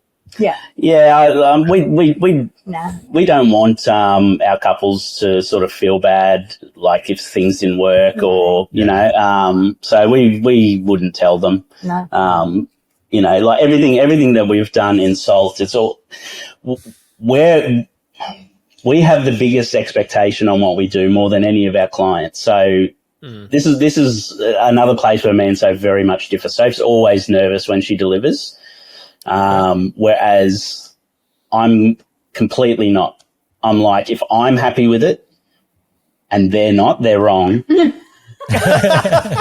Like the confidence of this man. No, but that's literally how I feel. It's like if I am happy with it and I know that I'm so just detail on everything, then they will love it as well. Whereas every time you're nervous, I just want them to love it. I feel that as well. Actually, I feel like I'm confident. I usually get myself to the point where I've put so much into a film that I need it to be with the couple now. I can't look at it anymore. Greg's like, "Oh, can you do some social media edits of it?" And I'm like, "Nope." I need to decompress a little bit because I've just been in it for like a couple of weeks. So I always feel that kind of confidence. Have you ever had that moment where a couple has like come back to you with like changes, Nath? Like, how does that feel? Yeah, we have recently. Not often. I think it's only happened twice. It has. Most of the time, people are just like, it's beyond what they could have ever envisioned, which is like, it's wonderful that you can do that. There have been, like recently, we've had one come back to us just for a few minor edits, not because the video wasn't beautiful as it is, but because of their own personal reasons behind, like there was a person that was in it that was on our list to capture and to focus on, but in the time being, something's transpired and they no longer want that person as featured kind of thing. So there's a little bit of that. Yeah, that's happened twice. Where there's probably a fallout with someone. Yeah, it's probably the only... well, that shoot that we did in Scotland, actually, because when we did that edit, we obviously came back to Australia, and so found this really beautiful poem read by Judi Dench. Obviously not thinking of the dynamics of Scottish people and posh English accents. I did think of it. Yeah, so I created this film more so it was for our personal promotional use, which is why we shot it to begin with. And so I created it with that poem for our personal use. And then I said to the couple, I said, this is not going to be what you're going to want. So if you don't align with the poem or you don't align with the voice, I'm going to change the music for you. So I preempted that, knowing that it would be something that wouldn't align, and I gave them a different option. Yeah. Cool. But is that on your website, that video? No, it's so old. I'm sorry. Like way too old. I'll probably cringe at it now if I watched it back. And we were testing a lot of things because we'd just been to the Philip White conference, and it's like getting all ideas and thoughts and changing settings and things like, so it was kind of like, that was great to do that conference. Do you want to share how you shoot? Because it's very different to how most videographers shoot. I do shoot very different. Interesting. Yeah, so I almost don't look at very many other people's work in general. I just like to go off my creativity and what I want to Capture in the moment. Capture in the moment. But in terms of my camera settings, I shoot on aperture priority, so I just let my shutter roll. You maverick, you. Oh, I know, maverick. Oh. It just simplifies everything. I don't use ND filters often. If it's really bright and it's a sunny ceremony and they're outside, I might throw some 3-stop ND filters on, just so it doesn't roll so high. Yeah. But I mean, on a wedding day, you're not going to get a lot of people aren't running around. So you're not getting a lot of fast movement. So it doesn't really make much difference at all. Except the dancing, but you're shooting down low anyway in the dance floor because it's dark. So that's right. Yeah. When it's dark, it's the opposite. Yeah. You're getting ISO. And if there is any movement, I always want to go to slow-mo to shoot anyway, and that bypasses the problem. So, every now and again we might get a couple of shots where you see it's too sharp. And you can just put a little bit of motion blur back in if you want. But in terms of how it simplifies shooting, it's so much easier on the day. Even if we have seconds come in with us, to save the colouring headache on the back end, they use all of our gear. So it's all the same camera. Yeah. And so Nath pretty much set it up so he can hand somebody a camera. They literally just press record and focus, and everything else is done for them. It's so easy to join the team and to just shoot creatively without having to think about any of the technicals. I actually prefer to, if I'm getting a second shooter, a lot of the time I prefer to use photographers rather than videographers, because videographers will come in with their own bias and what they want to do and how they shoot, whereas a photographer will listen to what you say, and all I say to them is put it on that setting, hit record, and be as creative as you can be. Use your eye. Just use your eye and be creative. Yeah.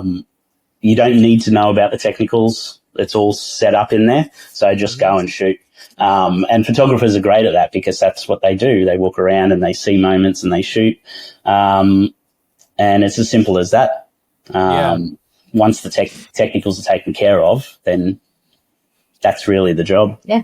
We're going to interrupt this podcast to bring you an advertisement for PickTime. Our buddies at PickTime, we love PickTime. If you want to elevate your business, PickTime's maybe the way to do it.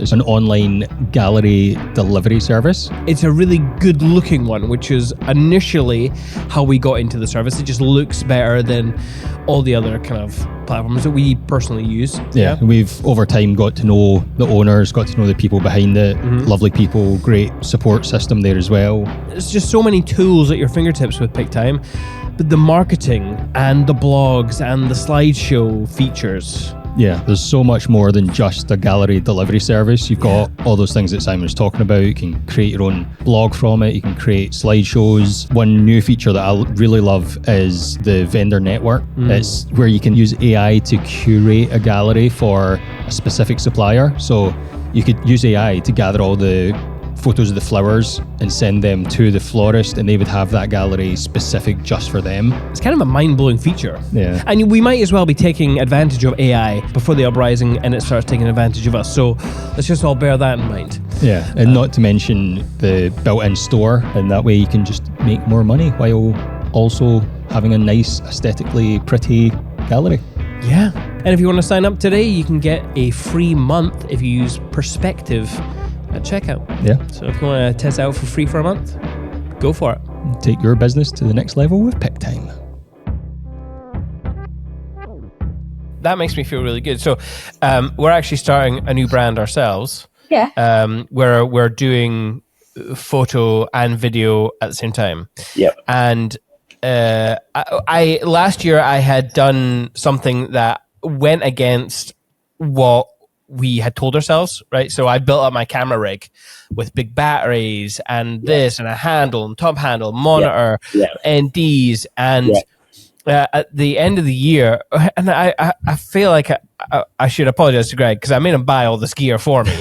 And then throughout the this beginning of the year, I'm like, we're wanting to create this new brand.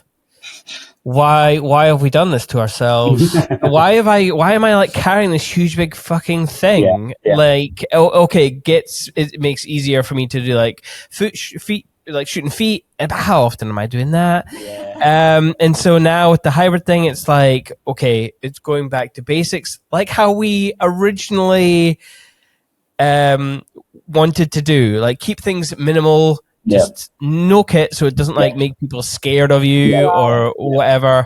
So it's that, but part of it was like, right, we'll reduce the kit, and what about NDs? NDs, Pro Mists are popular. Like Greg's like, who cares about the shutter speed? And there's a big part of me that gets trapped in all the wank of filmmaking. Yes. For lack of a better term. I know exactly what you mean. It's just like, it's all, well, you're all not a filmmaker. Just for us. It's not for the end client. The end client, if there's a bit of, it's too sharp and the shutter speed's a bit jarring, are they really going to pick up on that? Or are they going to go, that's a lovely shot of my mum? The thing is, compromising, it's there's always a compromise. Constantly about compromising and choosing what you feel is better for your couple at the end of the day. Like for Nath, he needed to set his cameras because of his ADHD. He struggles to do lots of different things all at once, and it becomes quite stressful in the moment. So in order for him to be able to justly capture moments impromptu and to fly by the seat of his pants if needs be, he needed to simplify his kit, which means rolling the shutter, which means setting it up on aperture priority so that it's picked for you, so he doesn't have to make all of these decisions. But a lot of these things that people brag about or whatever, it is just a wank. And I have no time for that. Like whenever we tell people that I roll my shutter, everyone's like, oh really? Like, and I'm like, have a look at our films and see if you can see it.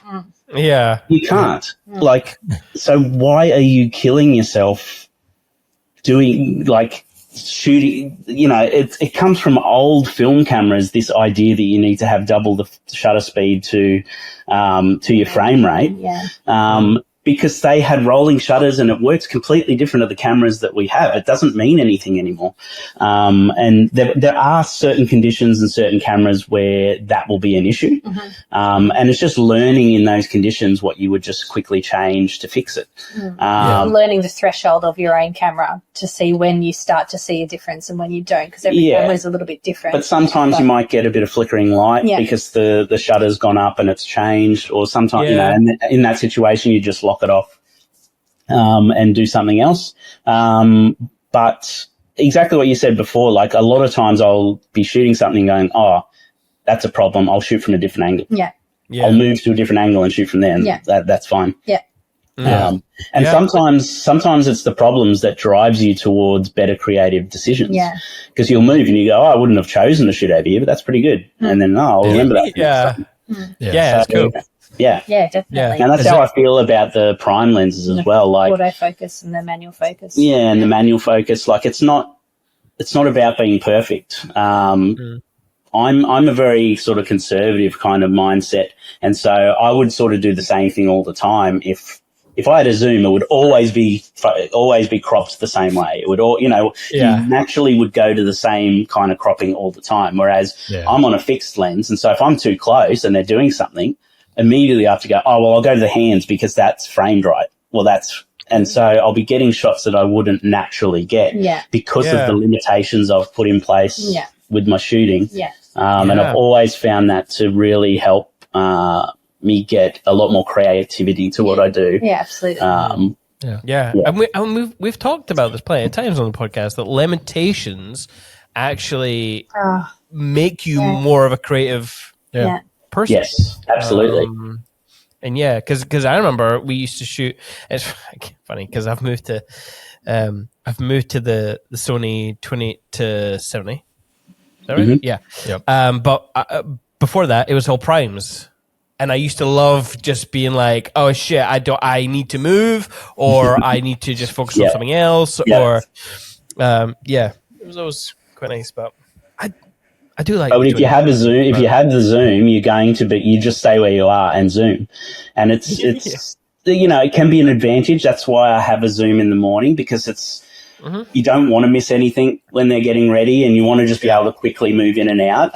In the situations where you have more control over the time, like the portraits, you're usually on the fixed focus. Correct. When you're flying by the seat of your pants and you don't know what's coming at you, you're on a zoom to be more Yeah. It's generally only the morning I'm on the Zoom, but obviously because I'm on Micro Four Thirds as well, I've also got the 2x crop sensor, which everyone talks about it as if it's a disadvantage, but I don't shoot a lot of very wide shots, and so for me it's a massive advantage. I have a 40 to 150 2.8 lens, which is an 80 to 300. Yeah. Equivalent. And it's so light and little. It's amazing. so tiny, you know. Yeah. I can sit my camera so far back if I need to, and I have a really tall tripod if I need to go overheads, and I can get a close-up shot from anywhere with that, really. Yeah. And I have a variety of lenses that I can put on that will just give me the lengths and the angles that I want. You know, I see it as an advantage at a wedding. It is hard to shoot very wide because you'll get that fisheye much sooner. Yeah. But you can fix that stuff in post as well if you need to. Yeah. I mean, it also, like, it forces shots that you maybe wouldn't get. So I'm watching Corey Malika's film here. Malika's film, sorry. And, you know, they're walking out of the church. And to me, I'd be like, I need to be wide or I need to back up. But you let it play out, and that was a fixed lens. That was a fixed lens, and they ran at me. Yeah, I can tell, but it's my favorite shot. It's interesting because you don't cut away; you let it play out. Yeah, and it leans into that like imperfect perfection vibe. Yeah. There's something artistic about it being a real moment. Yeah. You know, I really to this day, that's my favorite aisle exit because it's perfect. I absolutely love it. The smile on its face, like how happy and the energy. Oh, it's just perfect. I have mixed feelings because I do like it, but I don't like. You like that big straight? No. I don't like that Corey goes out of frame and that I wasn't ready for them to run at me. So for me, that just talks to preparedness for me. But so I was on the Ronin running backwards. And just legged it at me. I mean, look, it creates a vibe, and I think it's great. Sophie uses a lot of my mistakes. I do. I love them. Yeah. Even your mistakes are gold. Yeah. Look at that. They're usually better than the things I'm trying to do. All right. Well, let's go to show and tell.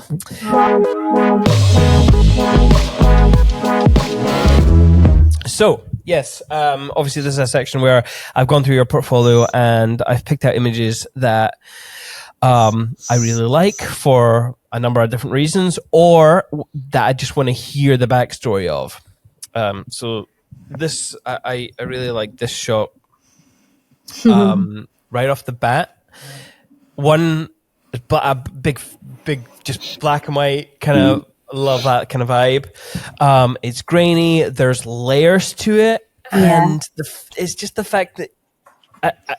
I'm assuming it's part of the ceremony, and it's a solemn moment. But you're covering her face, and there's these shapes, and just the fact that it's quite voyeuristic. It just adds to that kind of. It's a very intimate photo. Yeah. Yeah. So tell me, what made you take this? Why cover her face? Why have this kind of blurred shoulder? Like, give me your thoughts on this image and what you were trying to say with it. Yeah. Well, this is Vi and Sean. She is a beautifully sweet and quiet person. She was so nervous before the wedding day, or before like the actual ceremony. Even when we were capturing photos of her in her bridal prep, she was quite nervous and quite not just nervous about the ceremony coming ahead, but nervous about being in front of the camera and a little bit intimidated. She was quite soft spoken, just an absolutely sweet girl. when I was standing off to the side through the ceremony and I saw her just peeking over his shoulder, just that little bit, I just thought how fitting it was to just not see her entire face, because you don't need that, just to see how delicate she is and how, I guess, the weight of the moment. She was reading her vows at that point. And I think giving her that kind of privacy in that image was just really fitting to, I guess, how she would like to feel and like to remember that moment as being quite intimate. Instead of having the crowds of people watching, it was lovely just to isolate the two. Yeah, definitely. Yeah. That's so. Having this be the moment where she's reading her vows is really interesting to me, because that would automatically make this kind of shot not possible for me, because my goal would be I gotta see her mouth in the video. Although I it's interesting actually. I don't know.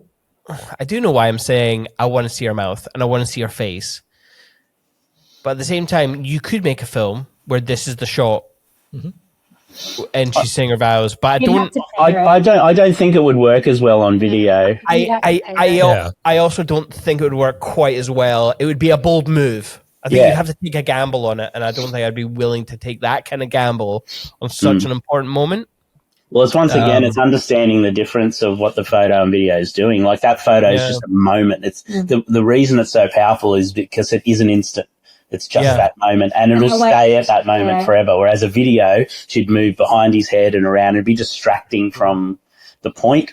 And I waited specifically for her eyes to go down to what she was reading. Yeah. I took like heaps of photos, but every time I took a photo, her eyes were looking up, and it just didn't have the same kind of weight. So I waited for her to close her eyes and have her looking down to give that kind of piece. But in terms of video, you would have to sort of center it a little bit more to the right in order to be able to see just the corner of her mouth moving. I think that would be enough. But that would be hard to do. It would be hard to do. You'd have to be handhold monitoring that for sure. Yeah, and then you'd have, like humans don't just like stay in one. Exactly. Line. They do sway in and out. You need to move in and out of that. So I think it'd be more distracting on video than. Not to mention that you've shot at portraits to obviously help with isolating them. Yeah, like in video, you wouldn't be able to isolate them. Yeah. That's something you can't do on video either. It's quite often a line that I say nowadays is like, I'm so jealous you can shoot this vertical. I know. Like, honestly, like those are the words coming out of my mouth, because I'm just seeing things. I mean, I feel like I'm doing this more than ever now, because we're going to be moving into doing photography in a different brand. But I'm seeing things as photographs and feeling that I'm missing out, not being able to do it, which is it's painful. So anyway. good. Well, welcome. Have you got your gear yet for photo? What are you going with? So we're Sony Shures. So although I am probably an ever long Canon fanboy, I think I have to leave that part of me in the past, so I don't spend hundreds of thousands of pounds on kit. But that being said, I still went with a very expensive choice of camera, and it was the A9 III. Yeah, wow. Nice. Mainly because I knew I would be doing video and stills at the same time. Sure. I shoot at 50p, so anything that cropped in at that was a no-go for me. Our second. So as in you're going to be doing video and photo each together, or one of you will do photo, one of you do video, but working together? I think we're both going to be ended up doing both at certain parts of the day anyway. Okay. Like at preps, we'll both have to do both. Yeah. Maybe later in the day, one of us will fall into photographer, the other will do video. Yeah, wow. But, I'll be interested to see how that falls for you guys and where you sort of, that'll be really interesting. But at the moment, only elopements, mostly because we've never worked with a flash in our whole life. Yeah. So we're literally a noob when it comes to any kind of flash work. Yeah. Unfortunately, it's really popular even to flash during the day, but fuck it, I don't care. I will say with going with Sony, with staying with Sony, like I know they don't do the double exposures, and for me, I don't know. I'm very quirky in terms of the images that I want to do. So yeah, I'll need to figure out other ways of doing. That there's and you can do the double exposures in post. Yeah, But You can. It's not the same. Sorry, go on. I've forgotten it now. So Soph's on the Sonys as well. She's got the A7 IV. A7 Vs to come out. Yeah. And she'll probably grab that and replace her old A7 III. Oh, it's dying. Yeah. But they're brilliant. Really great. Really good cameras. And the thing, like, you can get the top of the range of the Sonys, but even if you get, like the ones that aren't, $1 squillion, they're brilliant. Like the autofocus and very, very reliable. Very reliable. Yeah, ISO's brilliant. ISO's great. Blah, blah, blah. Yeah. I mean, I will say the autofocus on the A9 III is incredible. All the Sonys are though. Yeah. I mean, I would agree. And obviously, we do shoot with some of the other bodies, the A7S III, the A7 IV we've got, but I feel there's a jump even there. Yeah. There's not, like, I'm shooting at like 1.4. There's nothing that is coming back out of focus. Yeah. Like, even when I've just gone, I'm not even looking in the same direction. I'm just whipping my camera back, taking a picture because I'm reckless. There's still a shot that I can use. It's wild. Yeah. Anyway. The industry's changed. Yeah. It's not what it used to be. But yeah. Anyway, next image. Oh. Yes. It's another one of these like calm moments, and it's also the fact that so there's this trend at the moment of just like making details blurry and wild when they're just sitting doing nothing. Which is, I mean, some images are really cool. I even tested it out on a recent shoot. Greg's like, why are you doing that? I'm like, I don't know. I just wanted to see if I could do it. But I've always preferred like shots of things on people. Yeah. I agree. And being interacted with, being held, being worn, being put on. Because I just feel like that's actually, well, I feel like it just looks better. Gives it a purpose. It gives it a purpose, but the fact that you've chopped off her face, and there's this kind of like white line. Oh, well, not white line, but the shades and the tones of the framing here, and even like it is a shot of the earring and the veil, but neither of them take center place. So I just spat on you. Whatever that was. I just spat all over Greg. Sorry, Greg. I just really like that for that reason. So tell me your thought on this image. Pretty much that. Just I gravitate towards, because I've got like a little bit of a design sort of blocking eye. I gravitate a lot towards either blocks of texture, blocks of color. Yeah. In this, it's like just a block of shape, really. It's just something that's super, super simplified. A nice, beautiful, clean shot to have in amongst the cake. This particular wedding was hectic. Like there was so much going on. Hey, like Eleni and Mikkel. Oh yeah. Yeah, it was wild. Oh, that was crazy. Like, so much fun. But there was little moments throughout the day, even just in the choice of shot, where you can. For me, I thrive when things are peaceful and when things are calm. So I think that's the same with both of us. We sort of always like to bring back, in any way that we can, a moment of peace. Or a reminder of peace, because when you have room and you have space to feel, you can really resonate with the sentiment of the day and with what it means. And if it translates in just the simplicity of a peaceful shot of an earring, then wonderful. But yeah. When we first started Salt,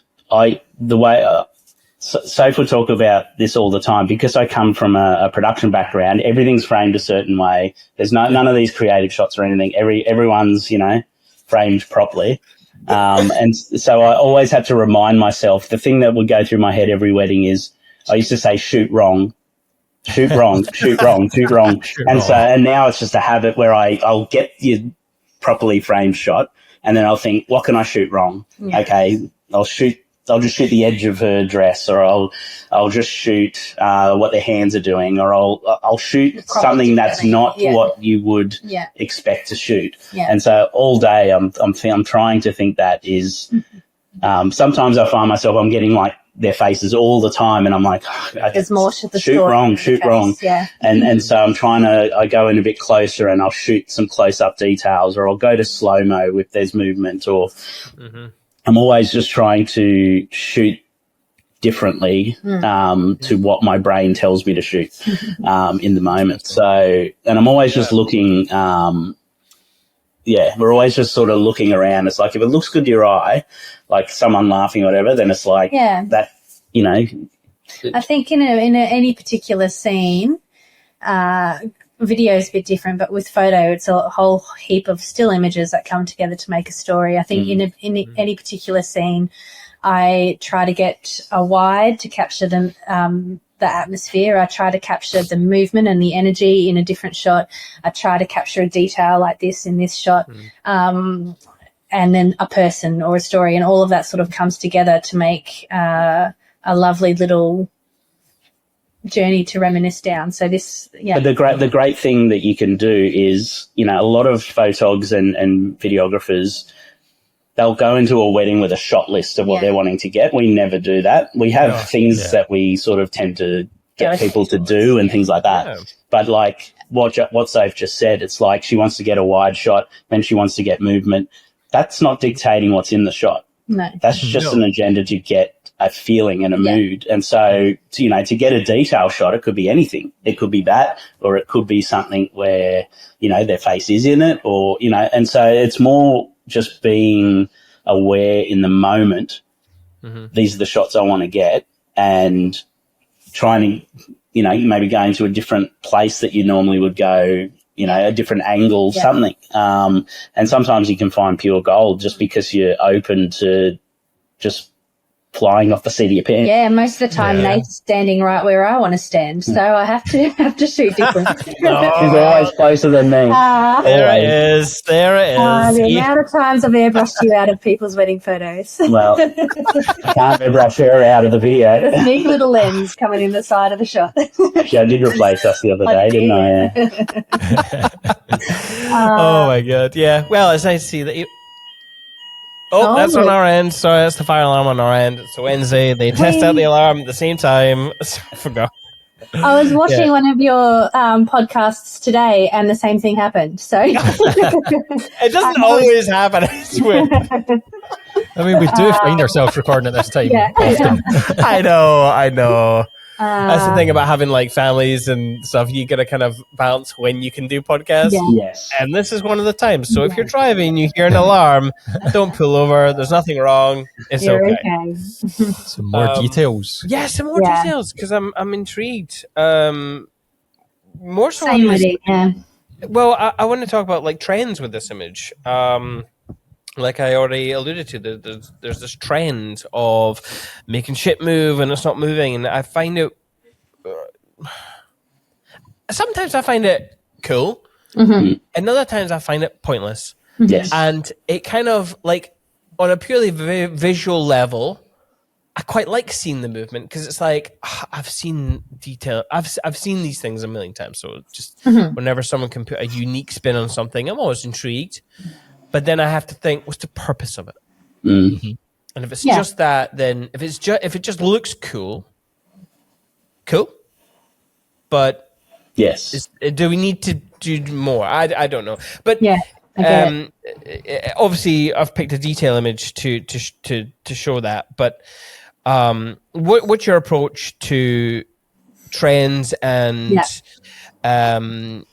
all these kind of things that can affect someone's Yeah. I wouldn't say very trendy people at all, but I'd say we avoid trends. Well, yes and no. Like I'm inspired by a lot, and it causes me to try it out in a gallery, but I always offer both versions to the couple pending what they want. Some couples request it. And so you do it a little bit more and you become, you do that a little bit more, but some couples don't, and I just try it out and see how it feels.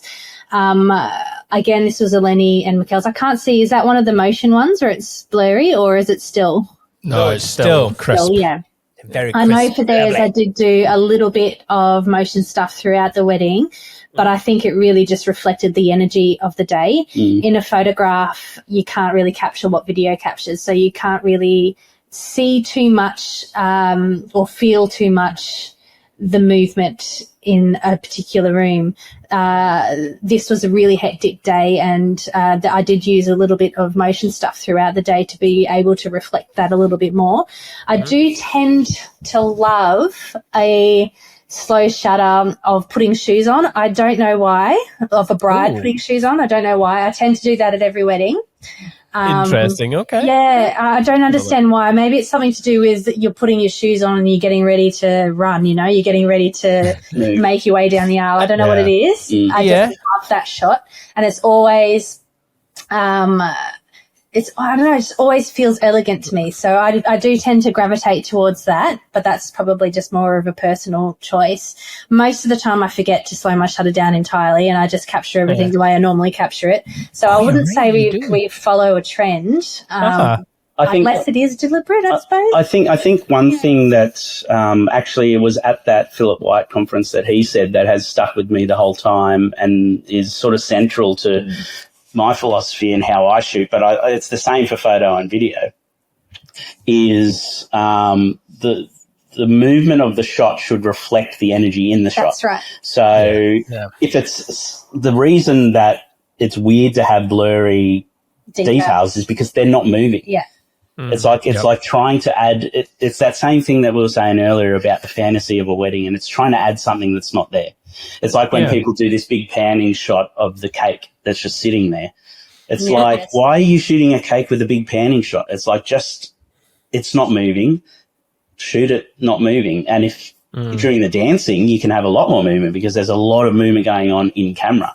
And so I think it doesn't make sense when there's movement, when there's no movement. You know that it's not, that it's fake. If that makes sense. It just feels too forced at times. It's forced. Yeah. That's right. And that's why when we make our videos, like most of our couples, most of the day is slow and peaceful. So when I see all these videos and it's like super hyped up music and everyone's bouncing the entire time, I'm thinking, what wedding are you going to? Like, it doesn't, to me, that wouldn't bring me back to the day at all. Where we really focus on the emotions and the priorities of the couple. In saying all of that, I am very guilty of doing a blurry shot of the shoes or blurry shot of the of the details. I don't know why. The thing is, there's always an exception to the rule. The rules are there and they're there to be broken, and in certain circumstances it makes sense to break that rule. But a lot of people go to it as the rule. And that's you're right, though, and it's a good challenge to have, like, even though I'm guilty of it, very much so, it is a good challenge to always be reminding yourself actually what is trend and actually what is meaningful and what is on brand with what your message is. It's good to try these things to see what sticks, see what fits. But it's also, you have to have it supported with your normal, regular way of shooting in case the couple's preference is normal, Because I don't really look at anyone else's work. I don't get influenced by trends at all. So if Sophie asks me to do something and I do it and I like it, then I'll do it. Every time? If she told me it was a trend, I'd probably be resistant to do it. And so, to me, the value is in the result. If it's nice and it adds to the story and it adds to the creativity without distracting, then I'll use it. I don't care where it comes from. But from my experience, most trends are not that. No. Most trends are trying to recreate someone else's creativity in a moment, and that's not what we want to do. I think the trend of the blurry or the slow shutter shot has come in from this need or this sort of desire for photographers to shoot more organically and more authentically. And I think it's as simple as that. The introduction of a slow shutter is the introduction of a mistake, but it's the mistake that highlights the candidness, shooting wrong, that highlights the candidness or the authenticity of a moment. And I feel that the whole concept hasn't been grabbed, but just that one idea or one technical of dragging my shutter has been taken and has been misrepresented without understanding the feeling or the culture around where that shot comes from. Does that make sense? So it's all about it's all about the meaning behind it, you know. You know, as I said, like if it's the rule where people are like, go back to videography, people are just moving every shot, it goes this way and then it goes that way, then it goes forward, then it goes back. It's like they're using movement to distract you from the fact that it's a crap, you know, like it's you know, they don't know how to mold it in a way that tells the story without movement.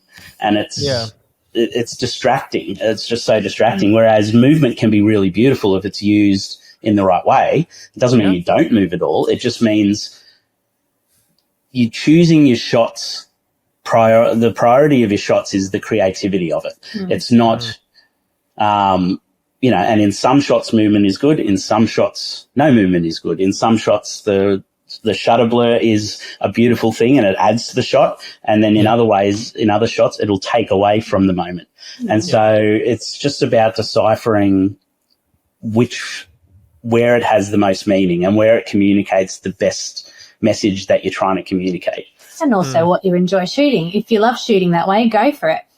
Yeah, absolutely. Yeah, absolutely. So just for people's interest, that those two images were from the same gallery, and there's obviously, like you said, there's even more. There are shutter drag images in there. There are like details like shoe putting on, bridal shoes getting put on. You've used motion blur, so it's interesting that you've used all of these in the same gallery, to a good effect. Yeah, and I really like all of them. Great. But you put it beautifully, in fact. Soph's a great storyteller, which is why she edits our features. But she's very good at telling a story, even with photos. You know, so not being locked down to, well, I have to, you know, these are my galleries in the past, so I have to deliver the same thing, or it's just trying to be in the moment. And shooting what's appropriate for the moment, which can be hard. And sometimes you leave the place and you're like, oh, I don't know. It was a hard day. Yeah, it was a hard day. That was really difficult. As a videographer, I can crop a lot of things out. Photo can't. And so, but, you know, as people, we try and be as authentic as we can. And that means risking failure sometimes. But it always comes together in the end. Yeah. Awesome. Well, was I a good boy? Did I keep to 3 images? You did, yeah. Oh my God. So, and starting to wrap things up, do you have any book recommendations for our listeners? Oh, neither of us are good readers, eh? We're not very good readers at all. I can tell you some TV. Yeah, I was about to say. Oh, yeah. TV shows. Give us some recommendations for TV shows. What's the list? I'm a TV person. Soph hates watching TV. So I'm the same in my family. I'm a TV watcher. My wife's a reader. I'm a crime podcaster, so I edit wedding galleries while listening to crime podcasts. So that's a little bit psychotic. Yeah. But I don't know. Yeah. What are we going through at the moment, TV? I don't know.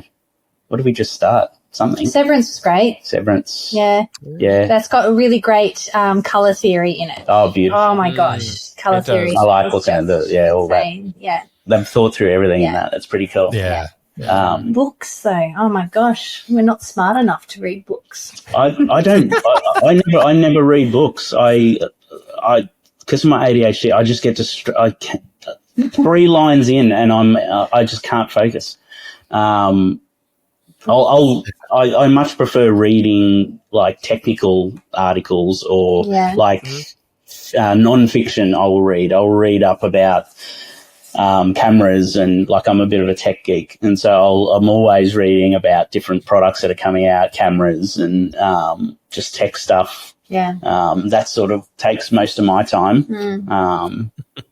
You started to read, but I started to read, but I gave up. I tried. I gave it a good hard innings, but it didn't work. It didn't stick.